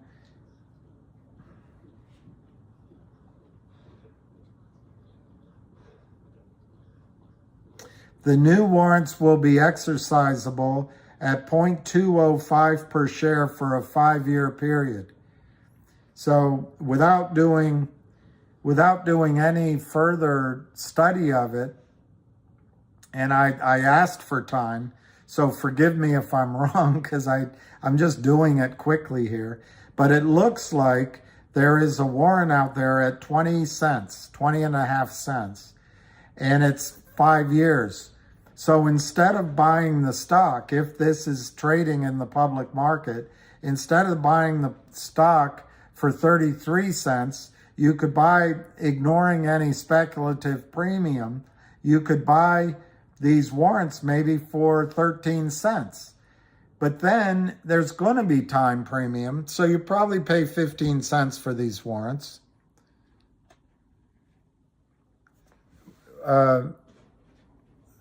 So how is it that everyone on this channel is all about Lou versus Wall Street, but he constantly contradicting himself over and over again, but his word is somehow gospel? Can someone... Well, there's a lot of smiting and smoting in the Bible. So there's confusing things that happen.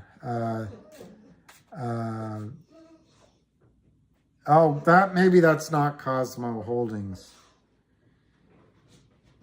That's Cosmo Health. All right. Well, anyway, all right, sorry. Thank you for correcting me. I did want to study it before I said anything. But the point is, if I understand what Lou said, they're 29 cents.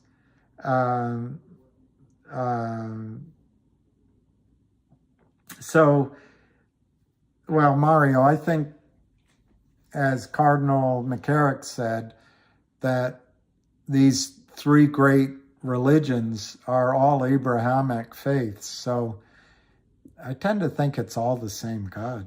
But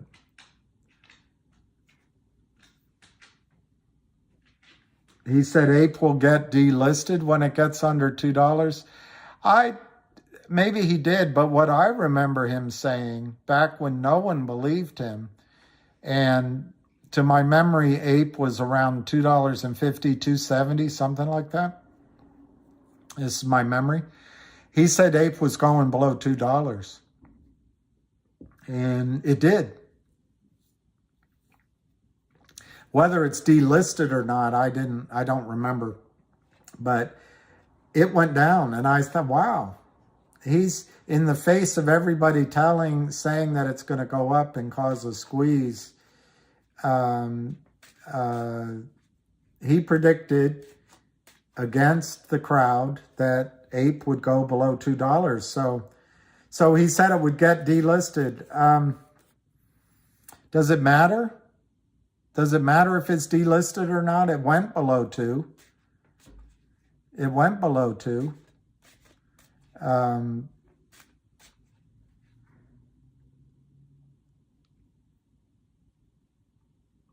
Well,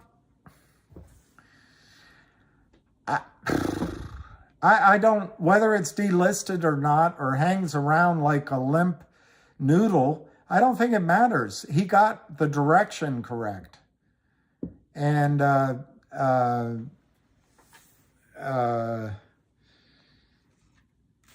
I don't think he put that information out. I mean, a lot of what I'm telling you guys, you know, maybe some will be right, some will be wrong. I mean, I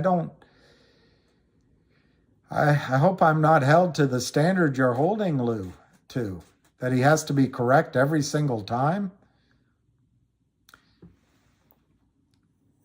Ape is not getting delisted. It will go up due to short sellers needing to close Yeah, maybe that I see your point, what you're making. You're saying that it will still have a squeeze. That's what you're saying. And I hear that. I don't think I would play that. I don't think I'd buy ape for a squeeze. I'd rather buy these three stocks here. But I hear what you're saying. But as a trade, he got ape right. That's all I'm saying.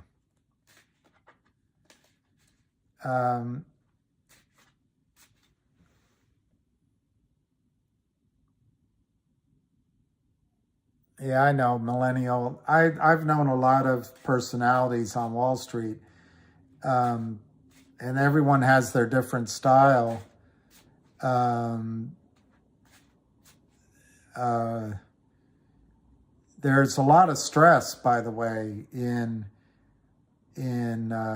making recommendations, and and I think he wants them to be correct. Um,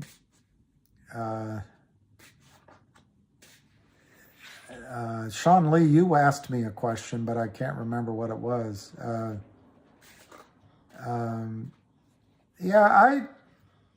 I don't know, guys. I've made mistakes judging people before. You can see I've never been married, but I think Lou has your best interests at heart. I think he shares his wisdom and his instincts, and I think he's got really good instincts, and I think he gets information. Yeah, it was a weird day, but remember, it's a week. It's a week. Week. It's a week. It's a holiday week, and so they're gonna. Hey, what's up, my Lou Bravo? No, Roger, that's exactly right. When I trained at Merrill Lynch, I've told you guys before, we had this famous guy. It wasn't Bob Farrell, it was somebody else. I've long since forgotten his name, technical guy. But he would tell us that you needed to, I can almost remember his name, but you need to follow a lot of people. And even the best person, the guy at PIMCO, the Bond King, he got it wrong for a while. So even the best person is going to be wrong for a while. So if you follow a lot of people, you then make your own sense of it, your own judgment of it. But and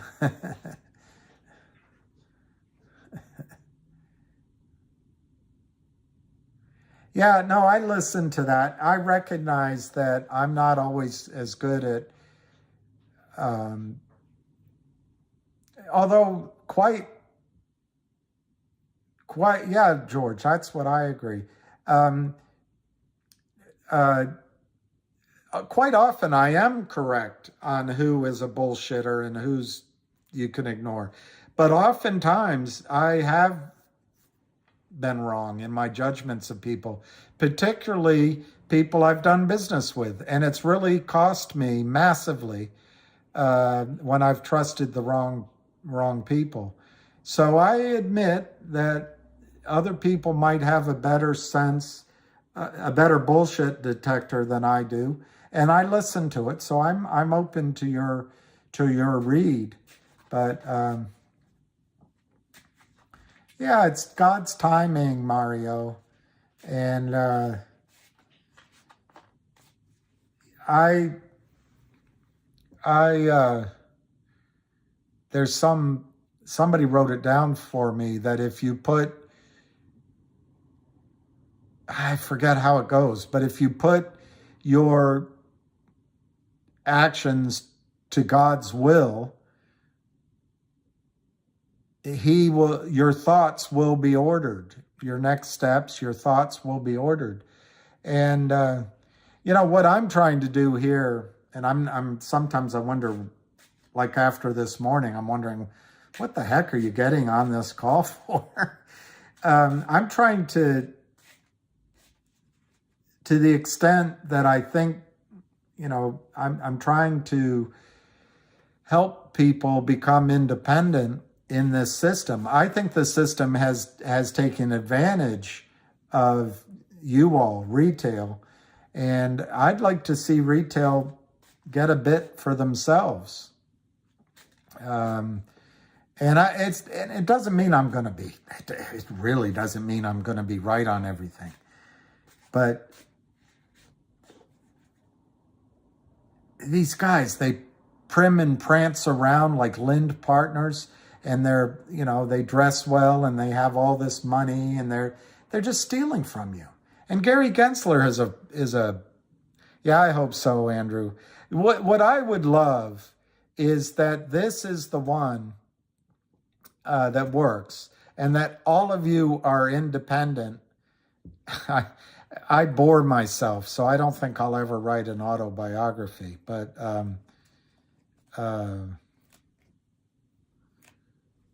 I'm not someone that spends a lot of time, although by doing these calls, I've had more than enough time to look at my face. But when I walk by a mirror, I don't really look. I mean, if I have to check something, I do, but otherwise I don't look. A lot of people spend a lot of time in the mirror. I'm just not all that interested in myself. I am interested in you guys, and I'm always interested in other people, but I'm not overly fascinated with myself. Please tell me I am 5 years old. What? Please tell me like I am 5 years old. What? Which one? Like a stock idea?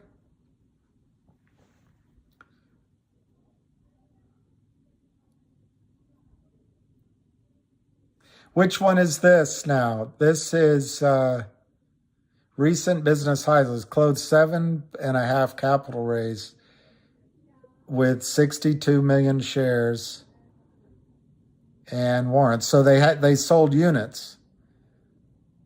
Price of 12 cents a unit. Participated in the capital raise with 1.5 million.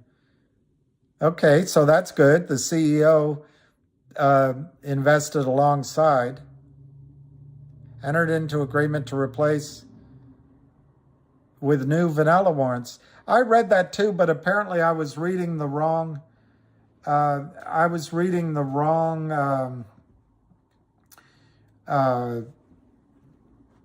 Company. I don't even know how to turn the flashlight on these things.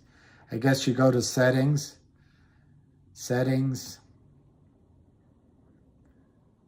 and you look for flashlight, battery, emergency, or maybe you can just search for flashlight.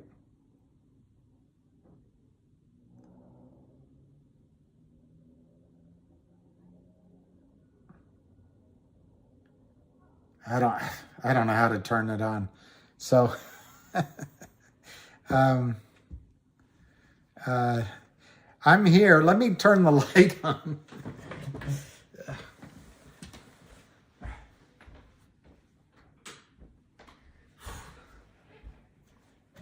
It got dark. It got late out there. It got late early out there. I did. But it meant I had to get up. I was being lazy.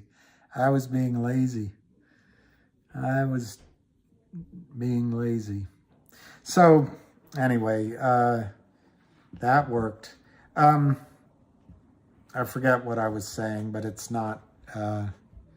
That's the filing. All right. So Samuel, I would like to read it before I answer questions because I haven't. But my first reaction, what's good? Yeah, roaches don't like the light. And Kurt Kramer doesn't like the light. The fact that the CEO put money in alongside is really good. To do an offering as units is a normal thing. I would like to read and see what those, what those warrants are saying. because I've noticed recently, over the last 2 years, as I've learned more and more about people like Kurt Kramer, that warrants give the lawyers a chance to write a letter to the market makers saying that the failed to delivers will be delivered. So I don't like thank you. I don't like the warrants as possibly leading to the ability of short sellers to claim that they're going to have shares. On the other hand, warrants that are proper as a unit, that are properly exercised, become a source of capital for the company, and that's really good.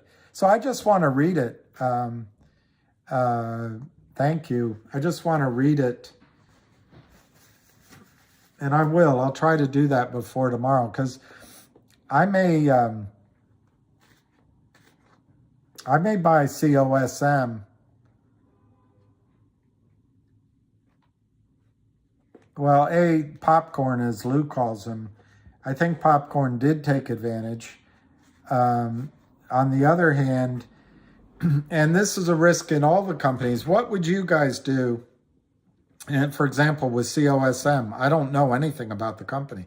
What if there's a short position, which I assume there is, what if the shorts came to the guy and said, we'll give you $250 million cash, right now, if you clear up our short position for us?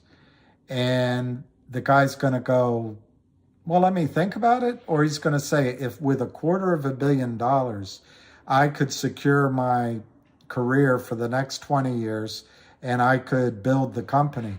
So there's times where a CEO has to look out for, as a fiduciary responsibility, what the shareholders in the company can do over the longer term, not in a short squeeze. So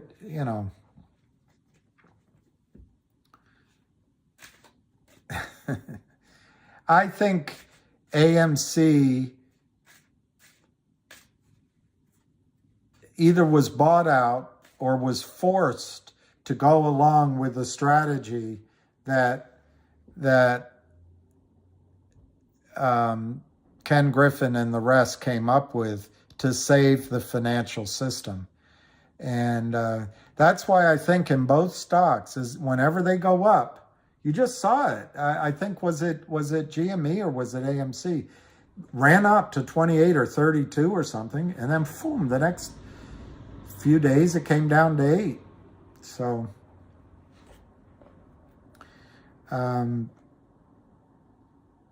what would be great over this Thanksgiving period would be if there was news from GTII that, yeah, that's amazing, Sean, buying 500,000 shares of GTII. And by the way, Sean, that is something that a couple of people like Patty and Eric, I think, other people are understandably concerned that GTII is down. But remember, when Kurt Kramer manipulates the price downward, he's breaking the law. But he's also shaking out maybe people that are nervous, weak hands. Guess where the stock's going? Kurt's not covering. His problem's just getting bigger and bigger and bigger. It's going into strong hands that are willing to wait till the stock goes to 100 or 200 or whatever their target is. So from Kurt Kramer's standpoint, the situation gets worser and worser, if that's English.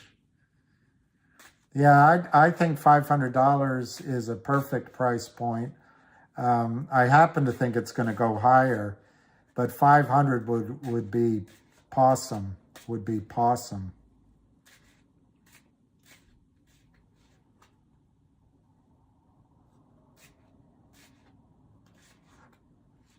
Maybe.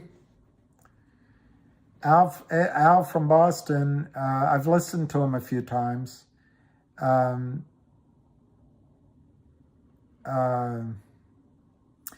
And I've got to say, there's times when I say to myself, I should go buy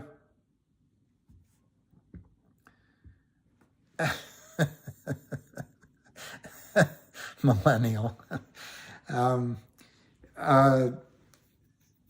There's times I think, maybe I got to get in. I got to get into AMC. I got to get into GME.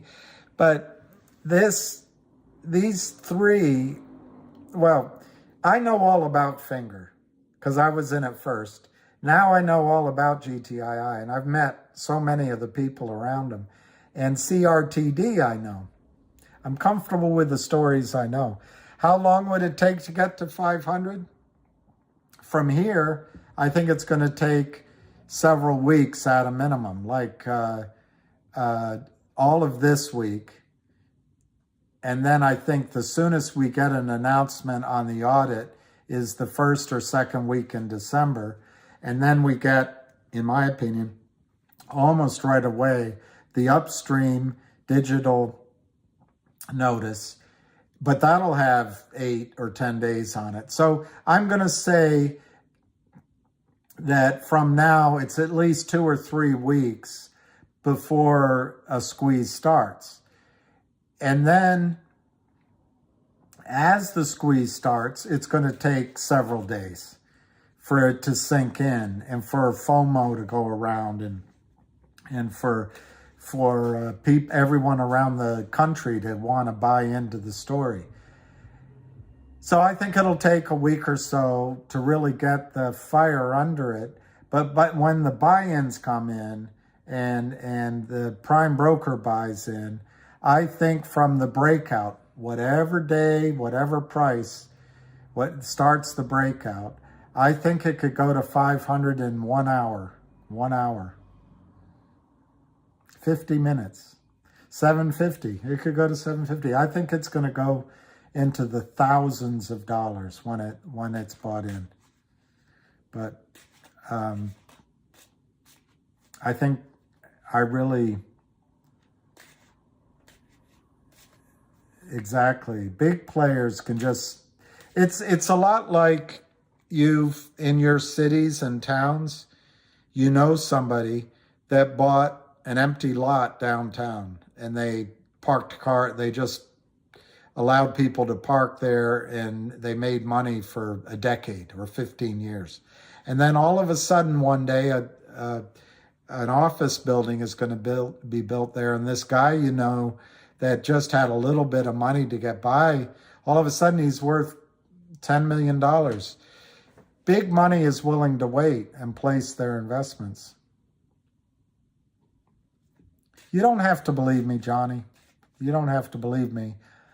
And I can't help the similarity to the apes. I've already admitted to you, I think it would have been fun to be in AMC the first run-up. But afterward, I wasn't interested in playing it because I thought it was too manipulated, and I thought that there would be too many schemes and big players making profits off of. I didn't have an edge. Bottom line, I didn't have an edge. With these three, I think with the information and knowledge that we have an edge. So I understand this feels like apes, but I can't help those feelings. I don't have those feelings because I didn't invest in apes. So yeah, I would love to get news. I don't know how much are selling anymore. In these stocks, I'm not sure that our selling is really having that much of an impact if we are selling, because there's big buyers. So what? You might sell 1,000 shares, you might sell 5,000 shares. There were millions traded in these stocks, well, in CRTD and GTII. I think Finger was really a low amount today. But I'm just not sure that it's in our hands anymore, what we do is going to have an impact. Yeah, Finger was 313,000 shares. I can't believe it either. Yeah, you can. I see dead turkeys. Oh Lord, Dave, you need to have a drink with Jeff. Are the dead turkeys with you now?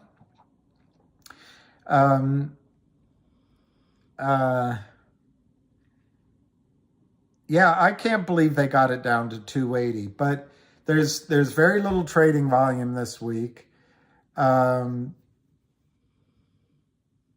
It's all manipulated. In fact, I should look and see if Dodger put it up, what the short volume was. I think it's Dodger that puts it up.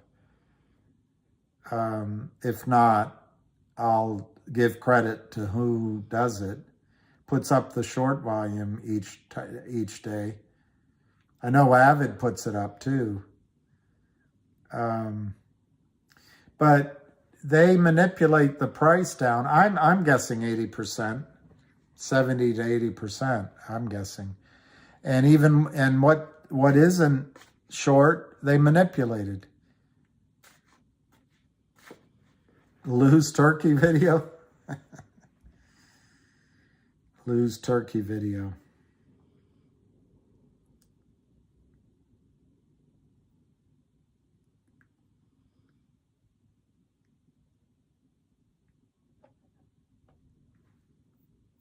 I see a turkey video.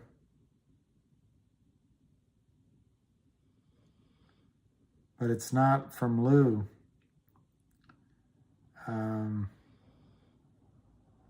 There's one that he says, tell mom to get sexy because Cosmo is getting ready to run.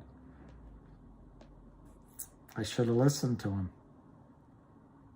And then there's one where he says GTII is still the king squeeze monster. But I don't see the one about the turkeys. His name was Harry. Oh, it was from last year. I don't know how to find it.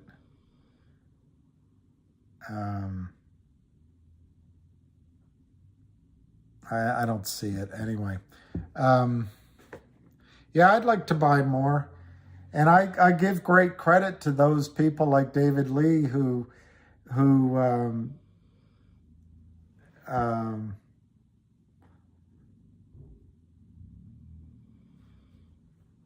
so you have to pick your favorite bond woman out of those four.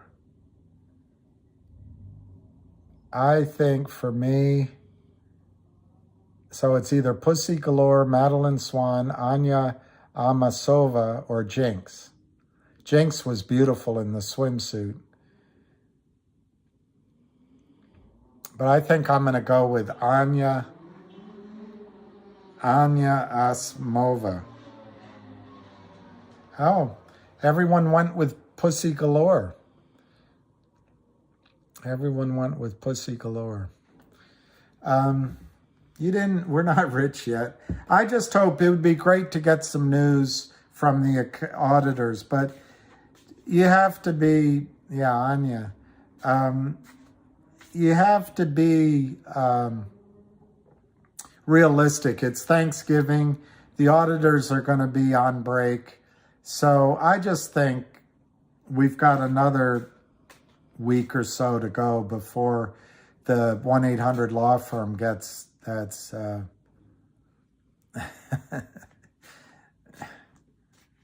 yes, I should have been careful with that word, but that was her first name.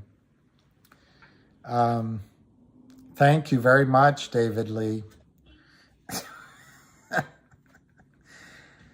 I congratulate David Lee and Alicia who said goodnight, but people that traded Cosmo took some money off the table and went back in to GTII. It's tremendous.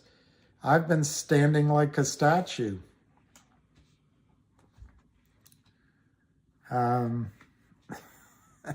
Anyway, I'm not sure how much more I can offer tonight. 5:30 coming up in 3 minutes. Maybe 5:30 will be it for tonight. I don't know. You guys are gonna... I know.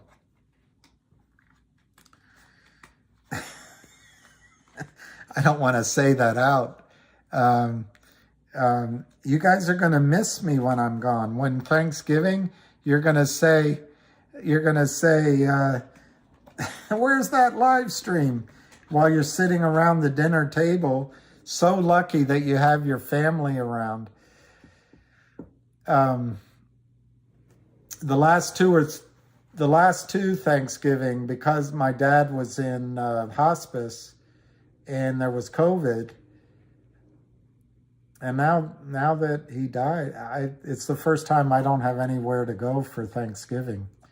And so you guys are going to be lucky to have Thanksgivings. But I'll show you.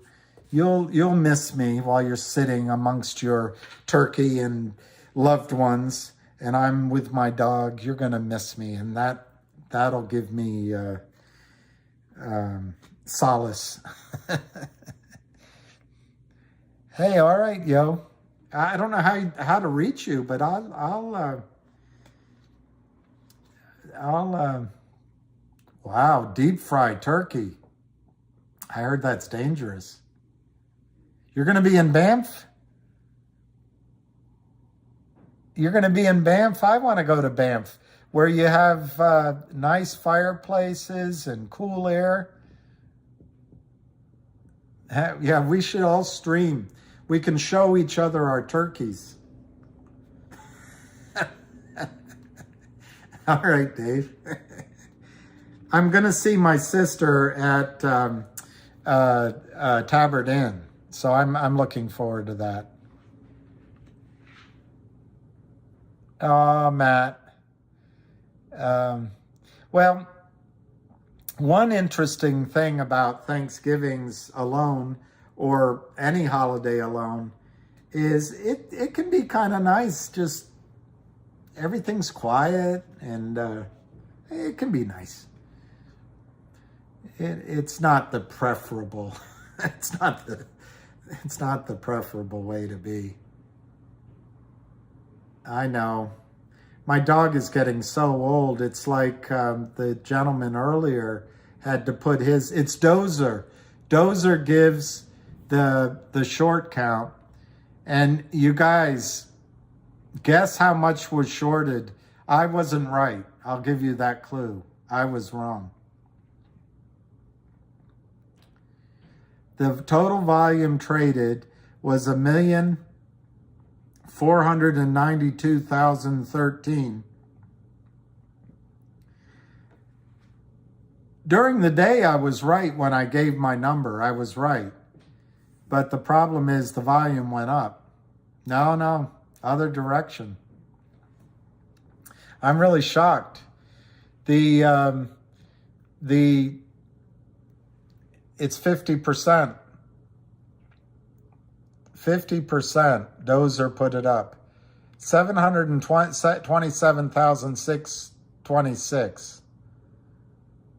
So the rest would be just cross trades. Yeah, I'm surprised. But I'm sure the rest is just all fake. The other thing I was wrong about today is there didn't seem to be a lot of short covering into the close. So I was wrong about that too. It's a good thing. It's a good thing making predictions. I don't know how it happened. I think how it happened, Victor, I think how it happened is that the real trading was probably around 800, 900,000 shares. And the rest was just crossing trades, washing trades, fake volume. So I think even though it shows volume of almost 1.5 million, I bet 600,000-700,000 of that It's just wash trades, all fake. It's just nothing. So that's my guess. Yeah, it's possible people sold some too. Yeah, I don't know. The shorts don't ever seem to have to settle. They don't ever seem to have to settle. But they're going to have to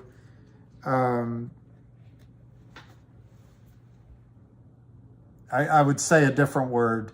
They're going to have to close out their fails to deliver, or the market's going to force them. Yeah, I think that's it. Fake volume, fake low price. It's all fake. It's disgusting. It's absolutely disgusting. It's absolutely disgusting. And politicians tell you they're looking out for you. They don't care. They don't care. So the only thing is we're going to make money.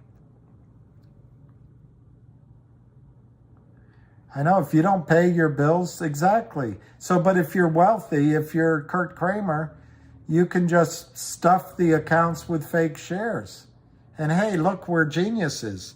And you tell, we weren't buying, but Ham found some buyers. The only selling I can imagine is if there were stop loss orders in there. If there were stop loss orders in there. And I mean, maybe some people sold in the morning to buy COSM, but a lot of people sold CSM later to buy back in. You don't recognize me. Why? Because I don't have goofy accoutrement. How about that one? Elton John.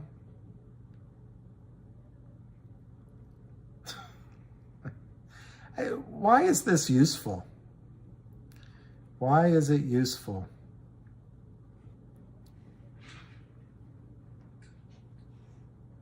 Who asked? Was it Matt? Matt asked. See, Matt? See, it's Prism Studio.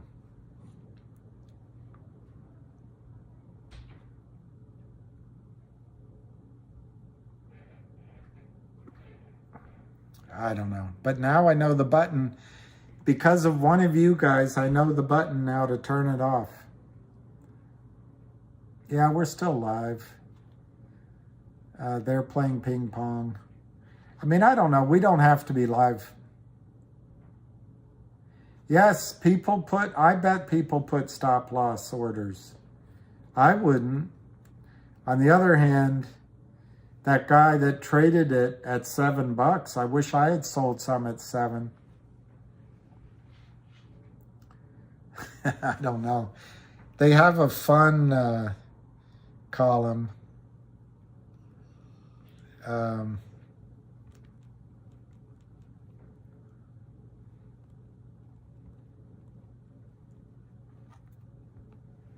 How's that?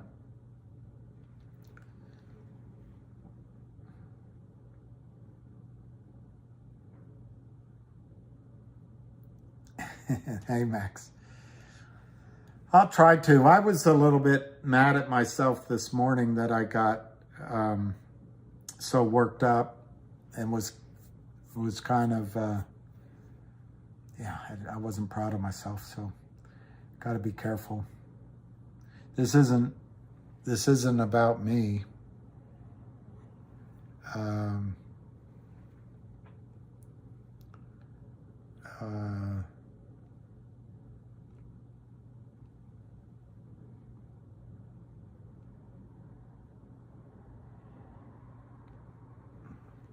It's kind of neat. I didn't know I could write things to you guys.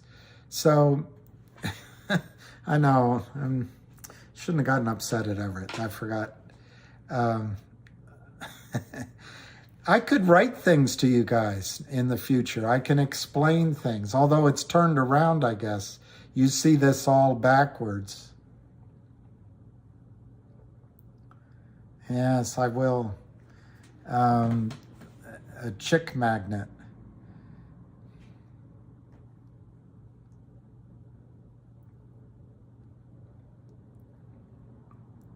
Yeah, I like that, Sean Lee. And you're exactly right. I have no idea what I'm doing. It's all, it's about as sophisticated as it can be.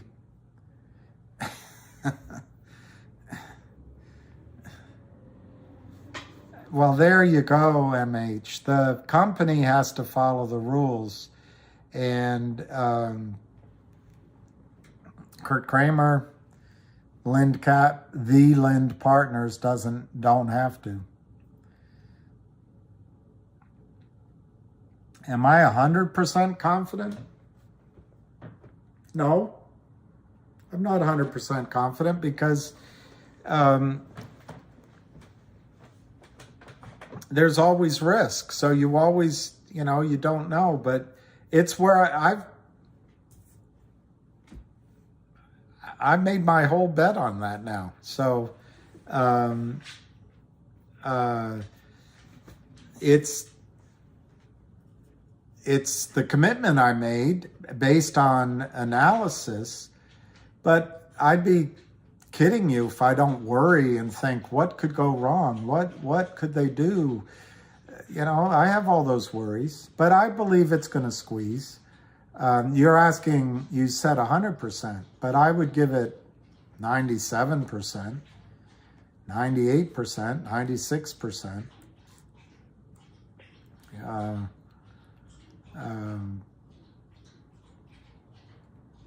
Yeah, I think the upstream idea is brilliant.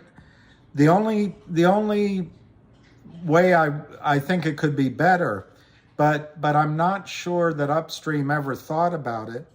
And so I think it'll be something upstream recognizes in the future. But also, I'm not sure the regulatory bodies would approve it. But to me, the best way would be to move the entire listing to upstream, take it off of the U.S. markets altogether. And that's something that Ham was trying to do with a new exchange in the Middle East. But like I say, an excellent middle ground is a dual listing. And I think it'll have the same impact. But a dual listing, they can still short on the OTC. I just don't think they'll be able to. So I am saying you have a chance. All right, Ryan. Lucky is thirsty. I'd bet my wife on a 97% bet. Yeah. It's always the 3% that comes and gets you.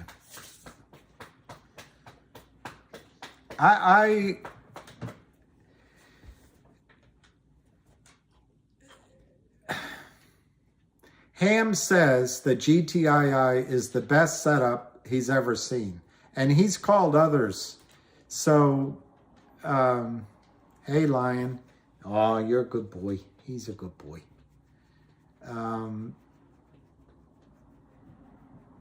So, you missed everything. You missed everything. You missed the stocks going down. You missed people saying goodnight. You missed the other filters I wore. You missed, Lou haters you missed. You missed, bloody hell. Bloody hell. Yeah, you missed when I got, I was out of line with Eric Everett. Although I just misread your letter. It's hard knowing who's, taking the Mickey and who's not. What did he say? The same thing. There's another Kurt Kramer. I think we are close, but Lion, this is one thing I said, and you may or may not agree, But I think we're waiting on the auditor to be finished. Once the audit's done, I think they're ready, as Lou calls it, to drop the coin. I don't know if it'll be a coin, doesn't matter. Whatever it is, everybody dance now. Dum, dum. That's in Stewie. Well,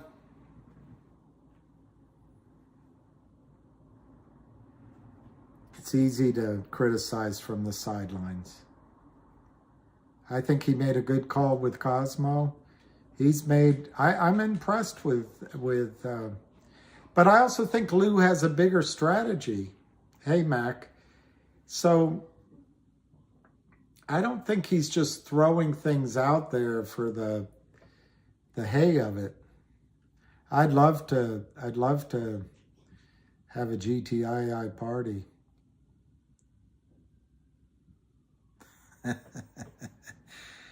Maybe I'll get a blue check mark. I just want to feel like I belong. I feel like I belong. But anyway, it's hard to tell who's you know, a bad guy or a good guy. So I got it wrong. Stewie's great. Stewie. Stewie is easily my favorite cartoon character because I don't know what it is about him that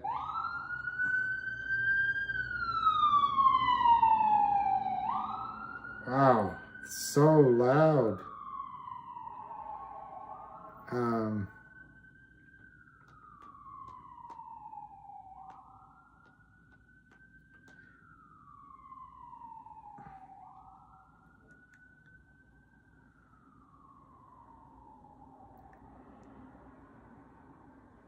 That's tomorrow. And that is it for us today.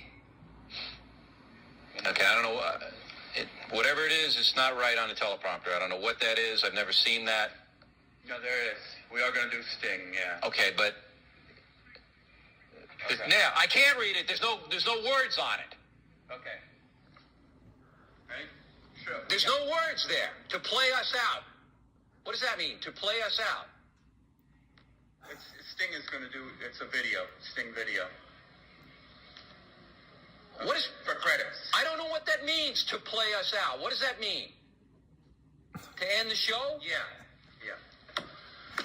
All right, go. In 5, 4, 3. That's tomorrow, and that is it. In 5, 4, 3. That's tomorrow, and that is it for us today. And we will leave you with a... I can't do it. Okay. We'll do it live. Okay. No. We'll do it live. Fuck it. Do it live. I'll write it, and we'll do it live. Right. Fucking thing sucks. In 5, 4, 3. That's tomorrow, and that is it for us today. I'm Bill O'Reilly. Thanks again for watching. We'll leave you with Sting and a cut off his new album. Take it away.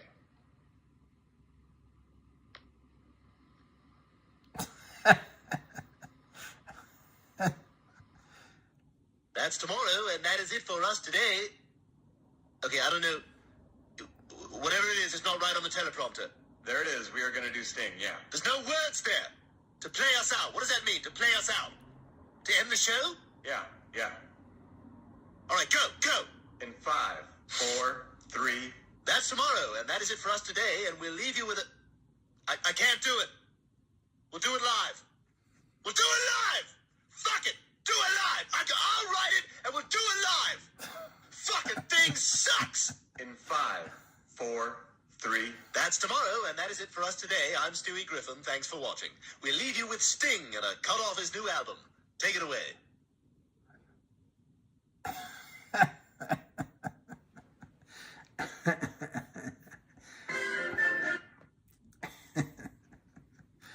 I don't know why I find that funny.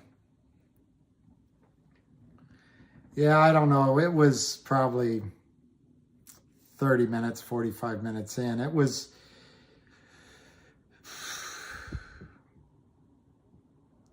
he said that the stock has been on a bear raid for a month, and he was just, in all due respect, just stating the facts. And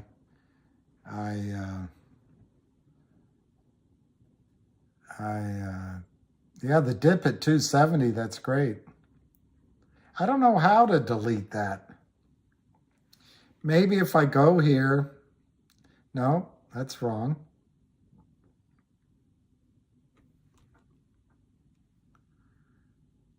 I don't know how.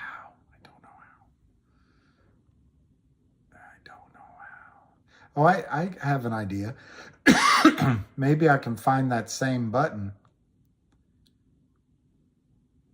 No. Maybe I can. I don't know how to do it. I'll figure it out.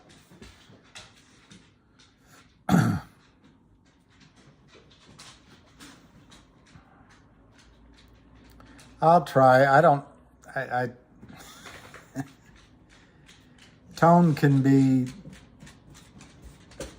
yeah, I know. And tone, that's where I probably screwed up, but I don't see an eraser. I see a pencil here, but when I click it, it doesn't let me do anything.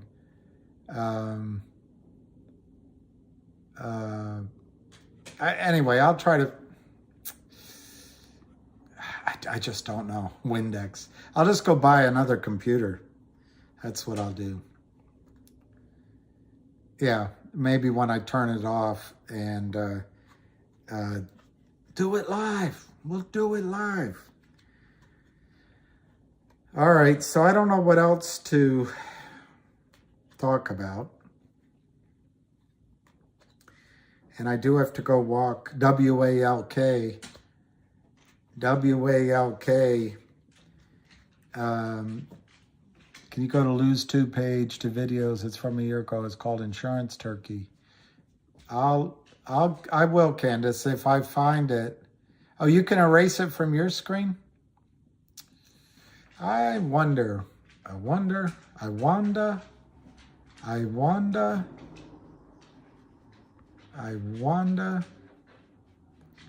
It was this one button that had colors,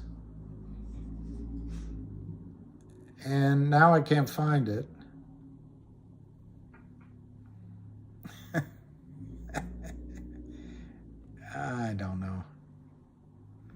I don't know.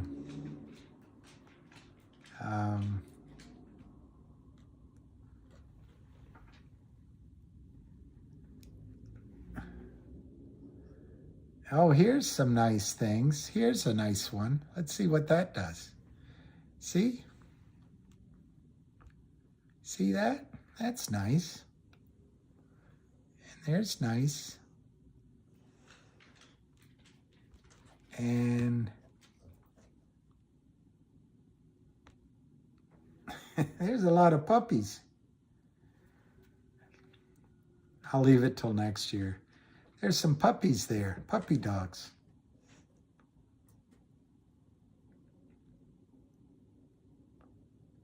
Oh, it was a Trump stock, so that's why it was down?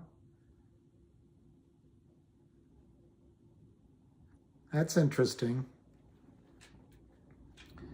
All right, so it is, I'll go until 6 o'clock in case there's some item of information we haven't discussed and something that was left out. Of course, I did tell you that Novak Djokovic won the year-end ATP. Yeah, CRTD, I think CRTD is just an amazing story. But it looks like Cosmos might beat it to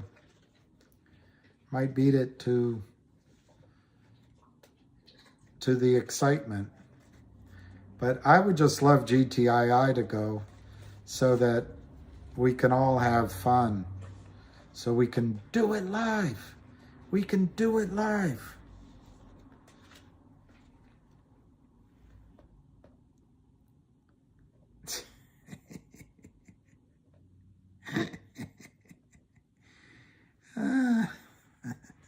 Stewie.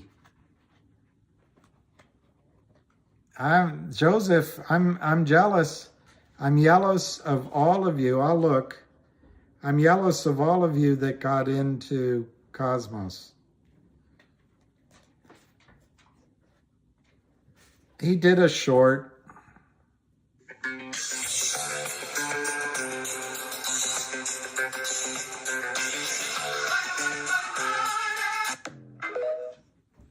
That's all I see.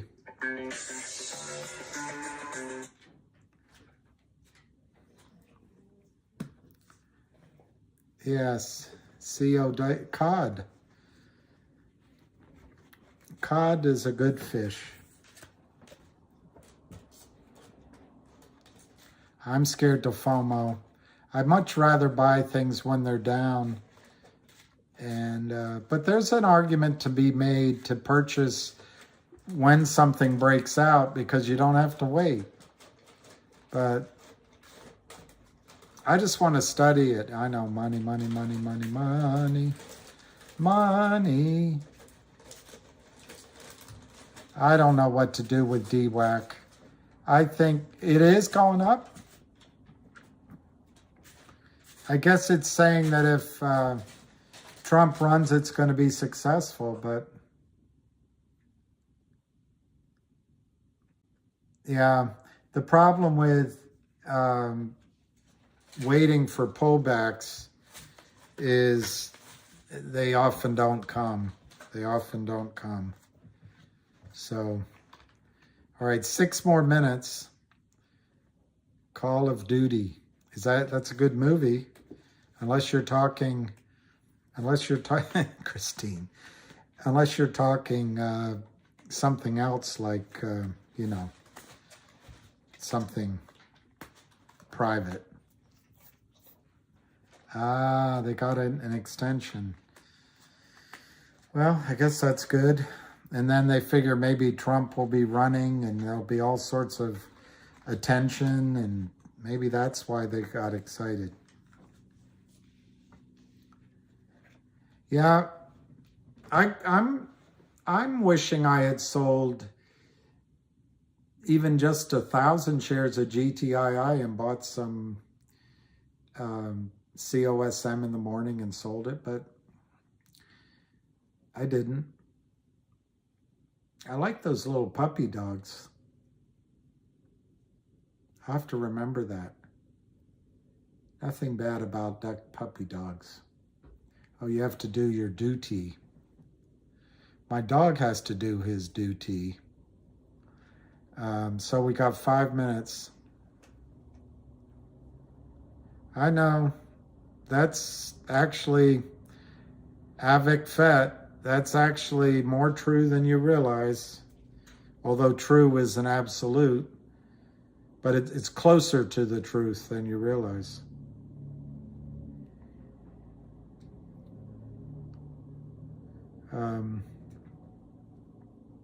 There's no real update on GTII on Rob Schaefer, Dirty Mayo, CRTD. This is the scumbag who robs from Vert, was shorting all day. All right, I'm giving that a like for Dirty Mayo. And then, let me see, COSM.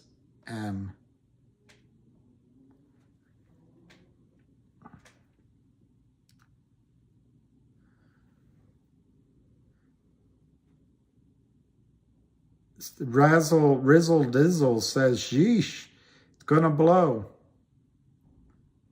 Ready to go to the next level. Tomorrow will be its biggest day yet. What a stock. Reading to all-time highs. To the moon. I don't know. And they show a triangle, the deadly triangle. I'll show it to you. The Bermuda Triangle on COSM. I don't know. Well, tomorrow's a new day.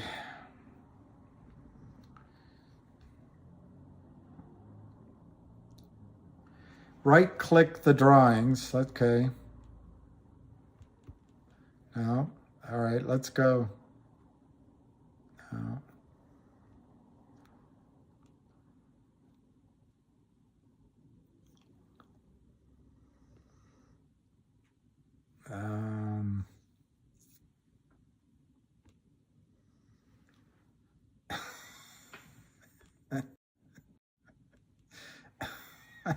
Just making it worse. Oh, here, maybe I can look for eraser.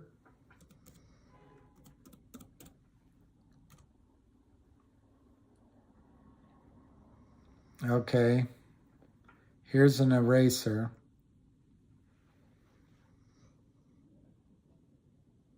Oh, that doesn't help.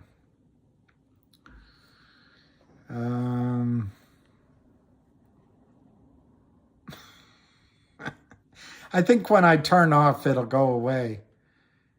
I need to get a mouse. I need to get a, you think it will run like GTII? So I should have bought some. I just want,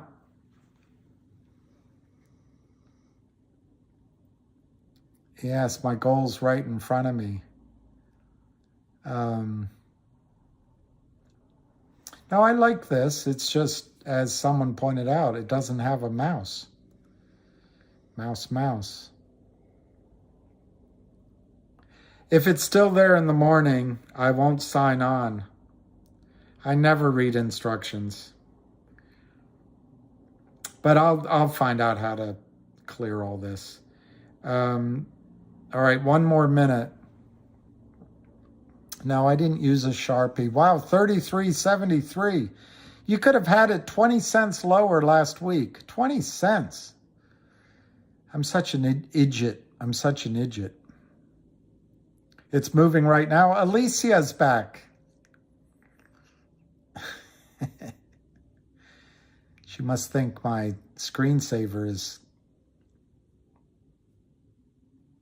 I know, men don't need instructions.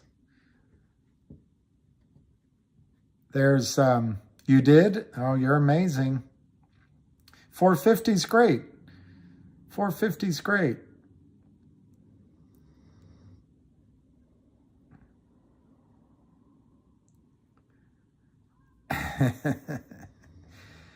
I'm going to try to clear all that. I honestly don't know how to do it. And I'm afraid if I punch too many buttons, I'll do something really bad. So, yeah, her COSM alarm went off. She called it this morning. She did a good trade.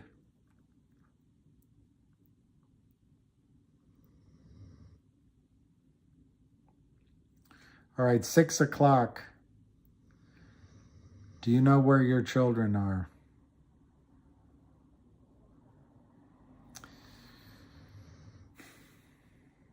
Let me just see if there's anything new on...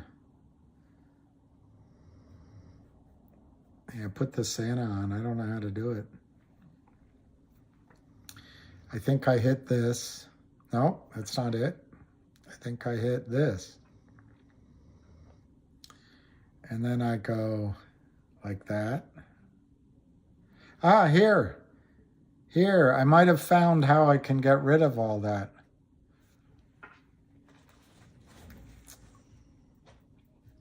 See? I figured it out. I figured it out. You thought I couldn't figure it out, and I figured it out. And that means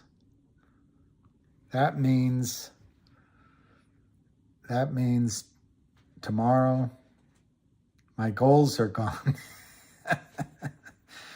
We all know the goals. The goals are green. Oh, just the tip or the cap? The top? Just like that? Or how about like that? Sometimes it takes a while. Or how about I don't know. I don't know the other choices I have. It's all about choices. Everything is about choices.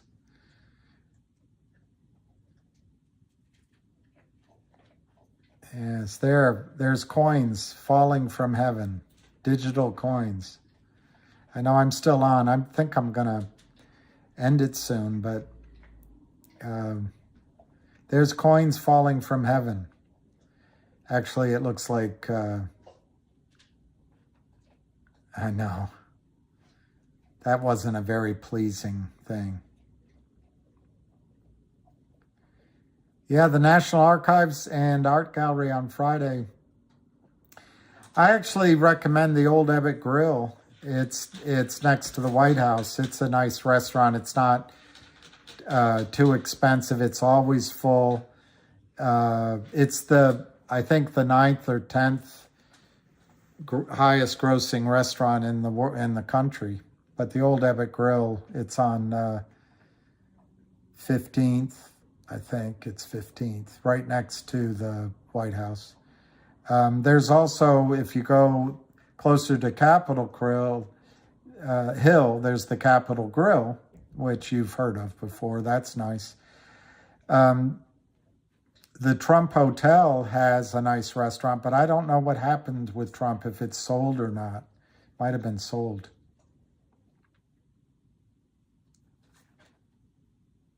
Yeah. I want to triple my, I would like to, the hardest thing is resisting the urge to do something. Sometimes you just have to wait. Sometimes you just have to wait.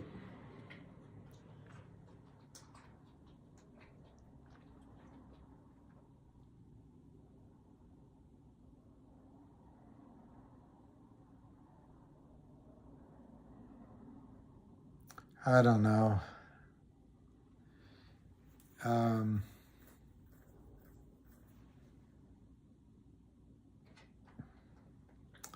This is some strange stuff.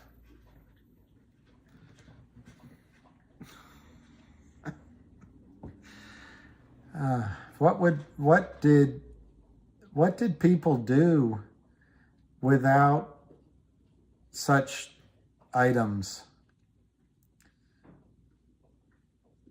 Is it really a great breakout, Lion?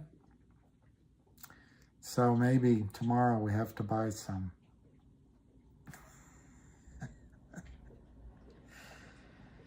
Yes, I'm here to give advice. Is it at 36? I'm never speaking to David Lee again because he's making money and I'm not.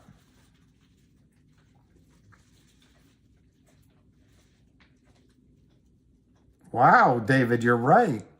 It's up 36 cents in the aftermarket. That's amazing. Absolutely amazing. All right, mañana. That's amazing. So David did a good trade. All of you guys did a good trade. Another sleepless night. All right. So now it's 6:06. I guess I'll wait 4 minutes and then call it a day.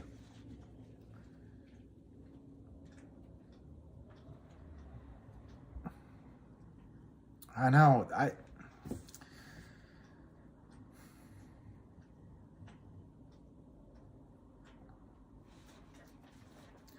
That's the thing. I didn't study it, so I didn't know how to trade it. And they're having a hard time keeping it down. Cosmos Holdings, Inc. That's an amazing call by Lou and Avid. And even Ham brought it up. Look at it. It's 37 cents, David. It's up 4 cents. So it was up 86%, 87% really during the day, and now it's up 13%. So it's up 100% on the day. That's amazing. David's going to be rich. He is going to be rich. I know. Imagine buying it at 16. Imagine. Imagine all the people living in peace. You may say, I'm a dreamer. David, it's about to go to 40 cents. It's at 39 cents.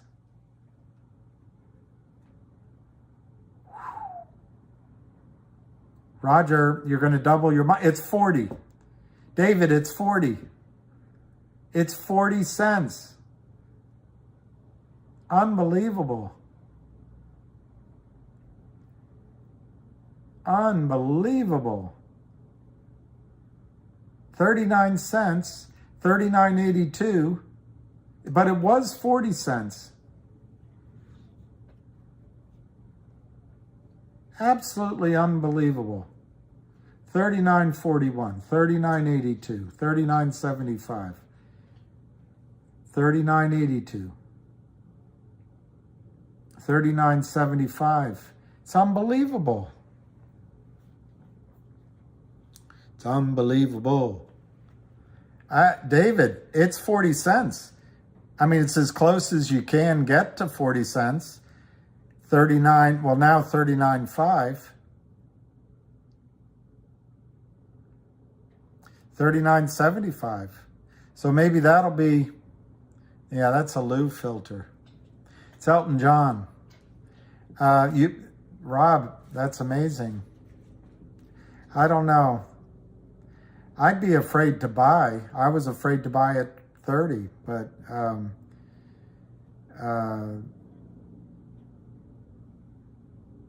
and I don't know how long this trading session lasts. I don't think it's 24 hours.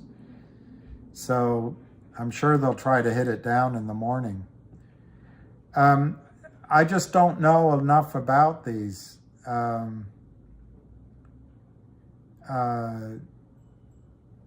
Yeah, I know somebody else brought it up. I don't know enough about COSM to tell you when we would know. I don't even know how many are short.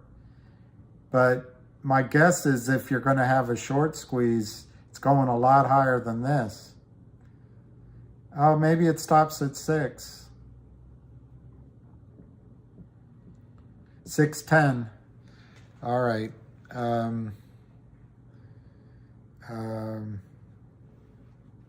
Anything? Hey, Jenny from the block. I don't know if there's anything more to be said.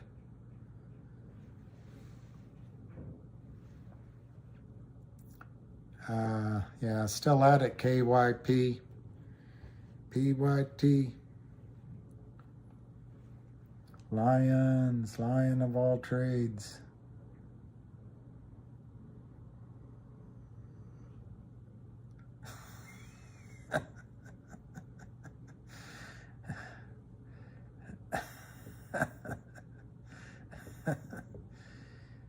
$0.39. Gosh. It's only 3 p.m. Where are you, in California? 37.45.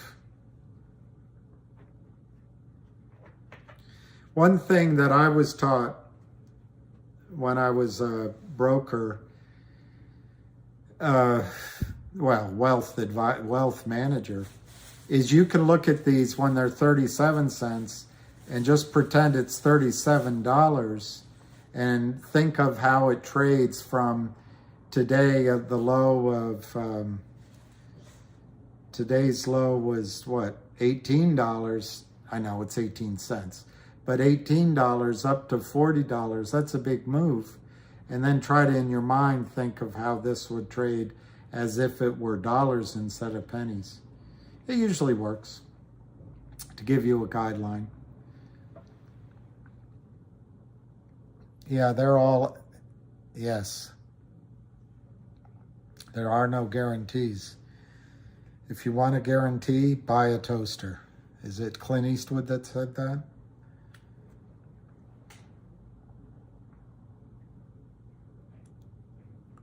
$5.83 million short. That doesn't sound like a huge number. So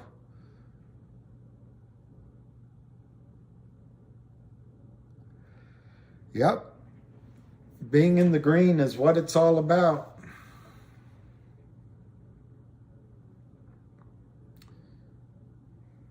Man, I got to tell you, this movement is so orderly. It is so orderly. It's now down to 37.9, which is brilliant. It's brilliant movement. It's going to go higher. This is going to be $1 stock before you know it. Gosh. I think Lou and Avid have to take a bow.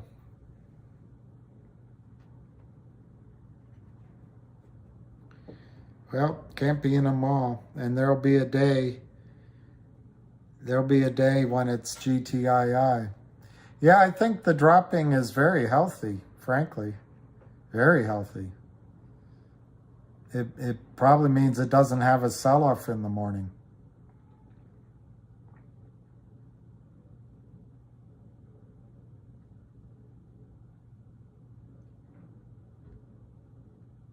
Yeah, we could go up 700. That'd be great. Yeah, it's profit taking, but I think it means there's a sensible buyer in there too. It's unbelievable. Absolutely unbelievable. I don't know what the average volume is, but it did 356 million. And I don't know what it's doing now. But this is real trading. There's none of this market maker collusion and winks to each other. They've got 70,000 shares on the bid, 2,500 on the offer, 70,000, 2,400. I mean, this is... Oh, you haven't looked at your shares for a few hours. 52 million.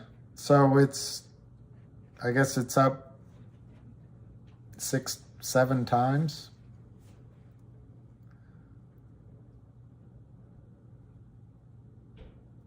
That's fun. That's a lot of fun. That is a lot of fun. 40 cents, David. 41 cents. 41 cents. 42 cents. I'm not talking to any of you ever again. 42 cents. It was 12 cents just 2 days ago, 3 days ago. We could have traded out of everything and put it all into this. Woulda, coulda, shoulda. Woulda, coulda, shoulda. I don't know. I don't have any candles.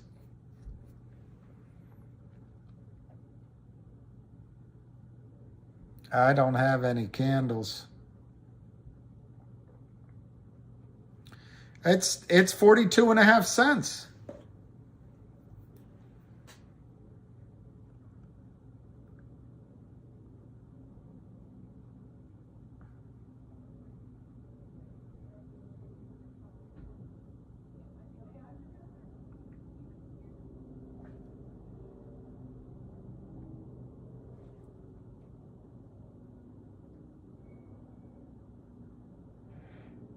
It's 43 cents. 44 cents. What was I thinking? 45 cents. It'll be 50 cents here. That's E-Trade. E-Trade. It's going to be 45 cents.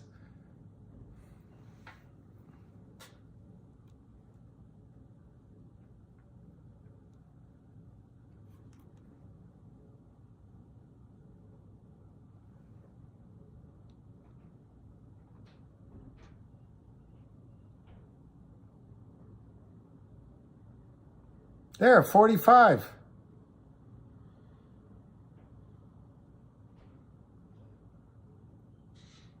You guys are all rich. Good for you guys. I mean, that's amazing. I'm a little jealous. So that means it was up, call it 90% in the morning. It's up 30% now. 125% in a day. Yeah, I was hoping to get in too.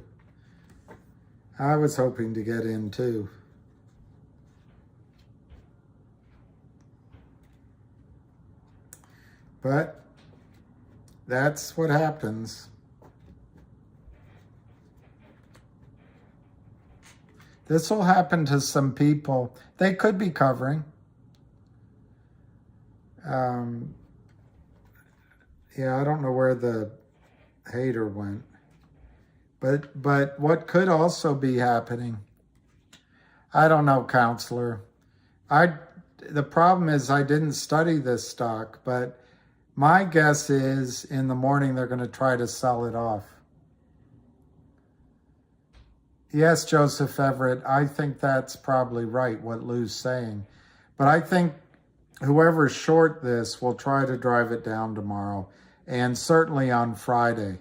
But what do I know? I don't know anything about it.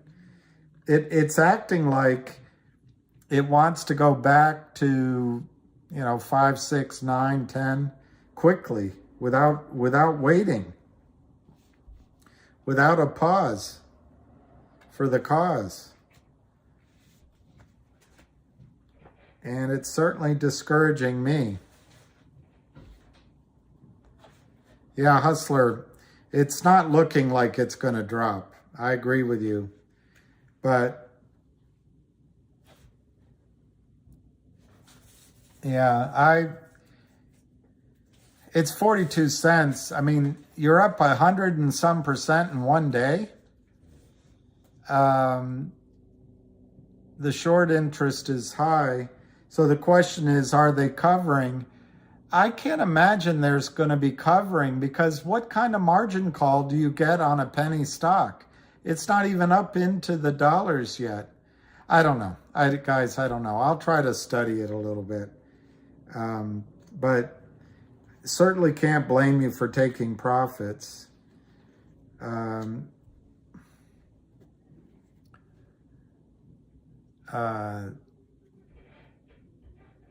Man. Yeah, Mario, you prayed. You prayed. You prayed.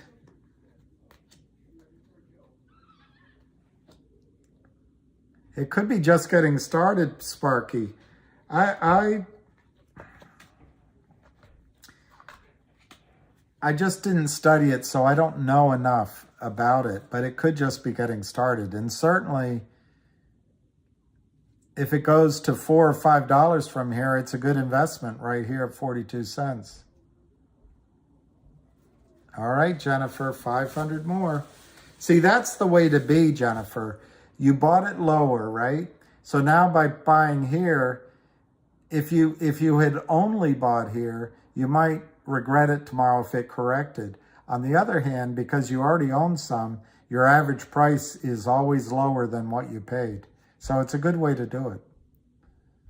It's a good way to do it. I know. That's it, Sparky. 3 years ago, it was $12. And that's what I tell you guys about Finger. It was $16, $17.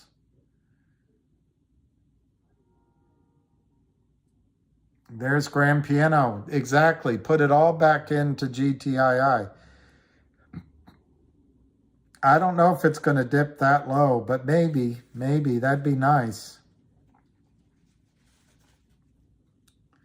That'd be nice if it did. I certainly would consider. I can't believe I didn't buy any. I just can't believe. That's the plan, Stan. I know, that's why you keep dry powder. I know. On the other hand, when you're so certain that you're right, you put everything in like an idiot. Smoker screen. Yeah, I would want to put my profits into GTII.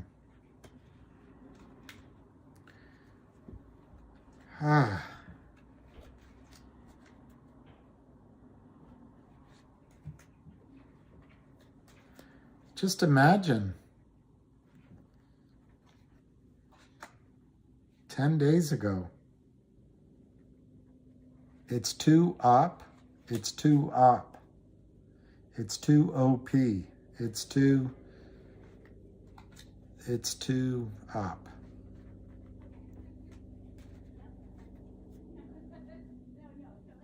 We should have bought. But anyway, look, you guys are in great stocks. And yeah, it's like fishing. You're in the hole or not.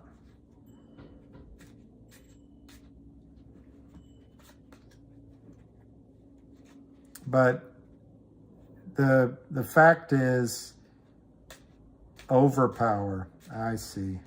The fact is, it's at 40 cents. The fact is that you're in stocks that are going to do this. You just aren't seeing it right now. And this is giving you a sense of what happens when you combine fear of missing out with maybe with a short covering. I don't know. I can't tell. Maybe one of you guys can. But I can't tell what the volume is in the aftermarket. I can see the bid in the asks, but I cannot see the volume. So I don't know what's going on. I can't tell. Wow, you bought college athletes? Man, 9,000. See, you had courage. Pop-Tarts and Mountain Dew. That actually sounds pretty good.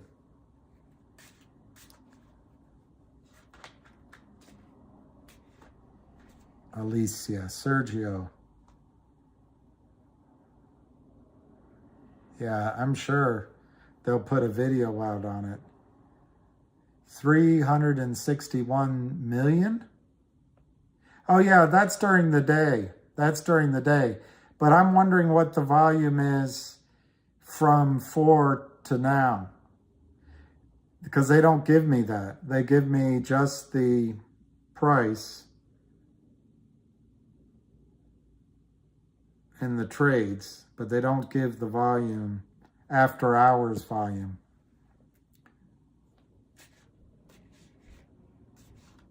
I know.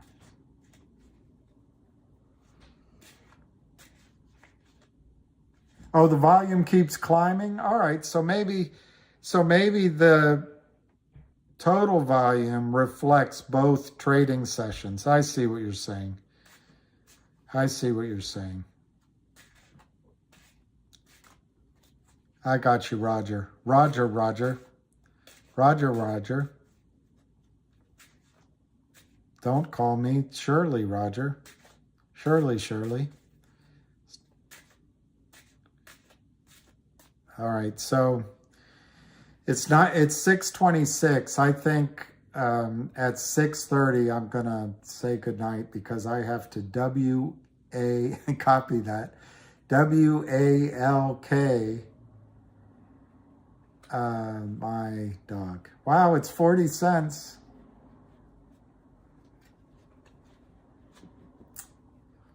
Congratulations to all you guys. To all you guys. Shirley. Don't call me Shirley. It's 41 cents. I'm amazed. Maybe I'm amazed at the way you really need me.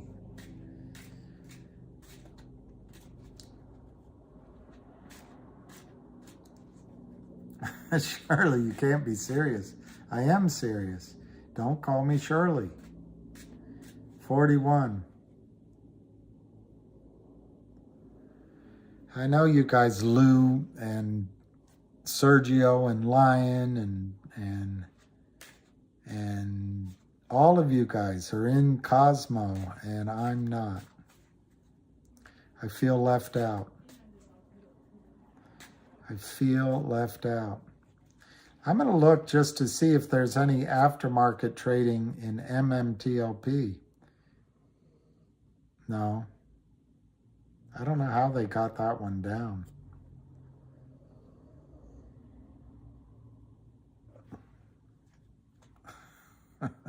Roger. Hey, Alicia. Great. I've got that going for me, and that's a good thing. That's a good thing. Yeah, what a day. You guys are the best. And the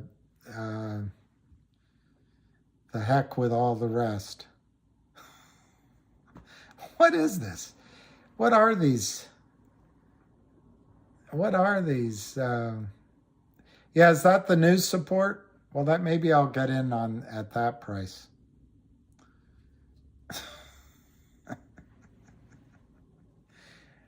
I can't. Sometimes I outdo myself. All right, so this is for Alicia. And in 1 minute, I can't do anything about this stupid lipstick, but in 1 minute, we're going to sign off. Thank you, everyone. Tomorrow will be a slow day, so I don't expect a lot of activity tomorrow. 42 cents. Alicia, there it is. See, it's green.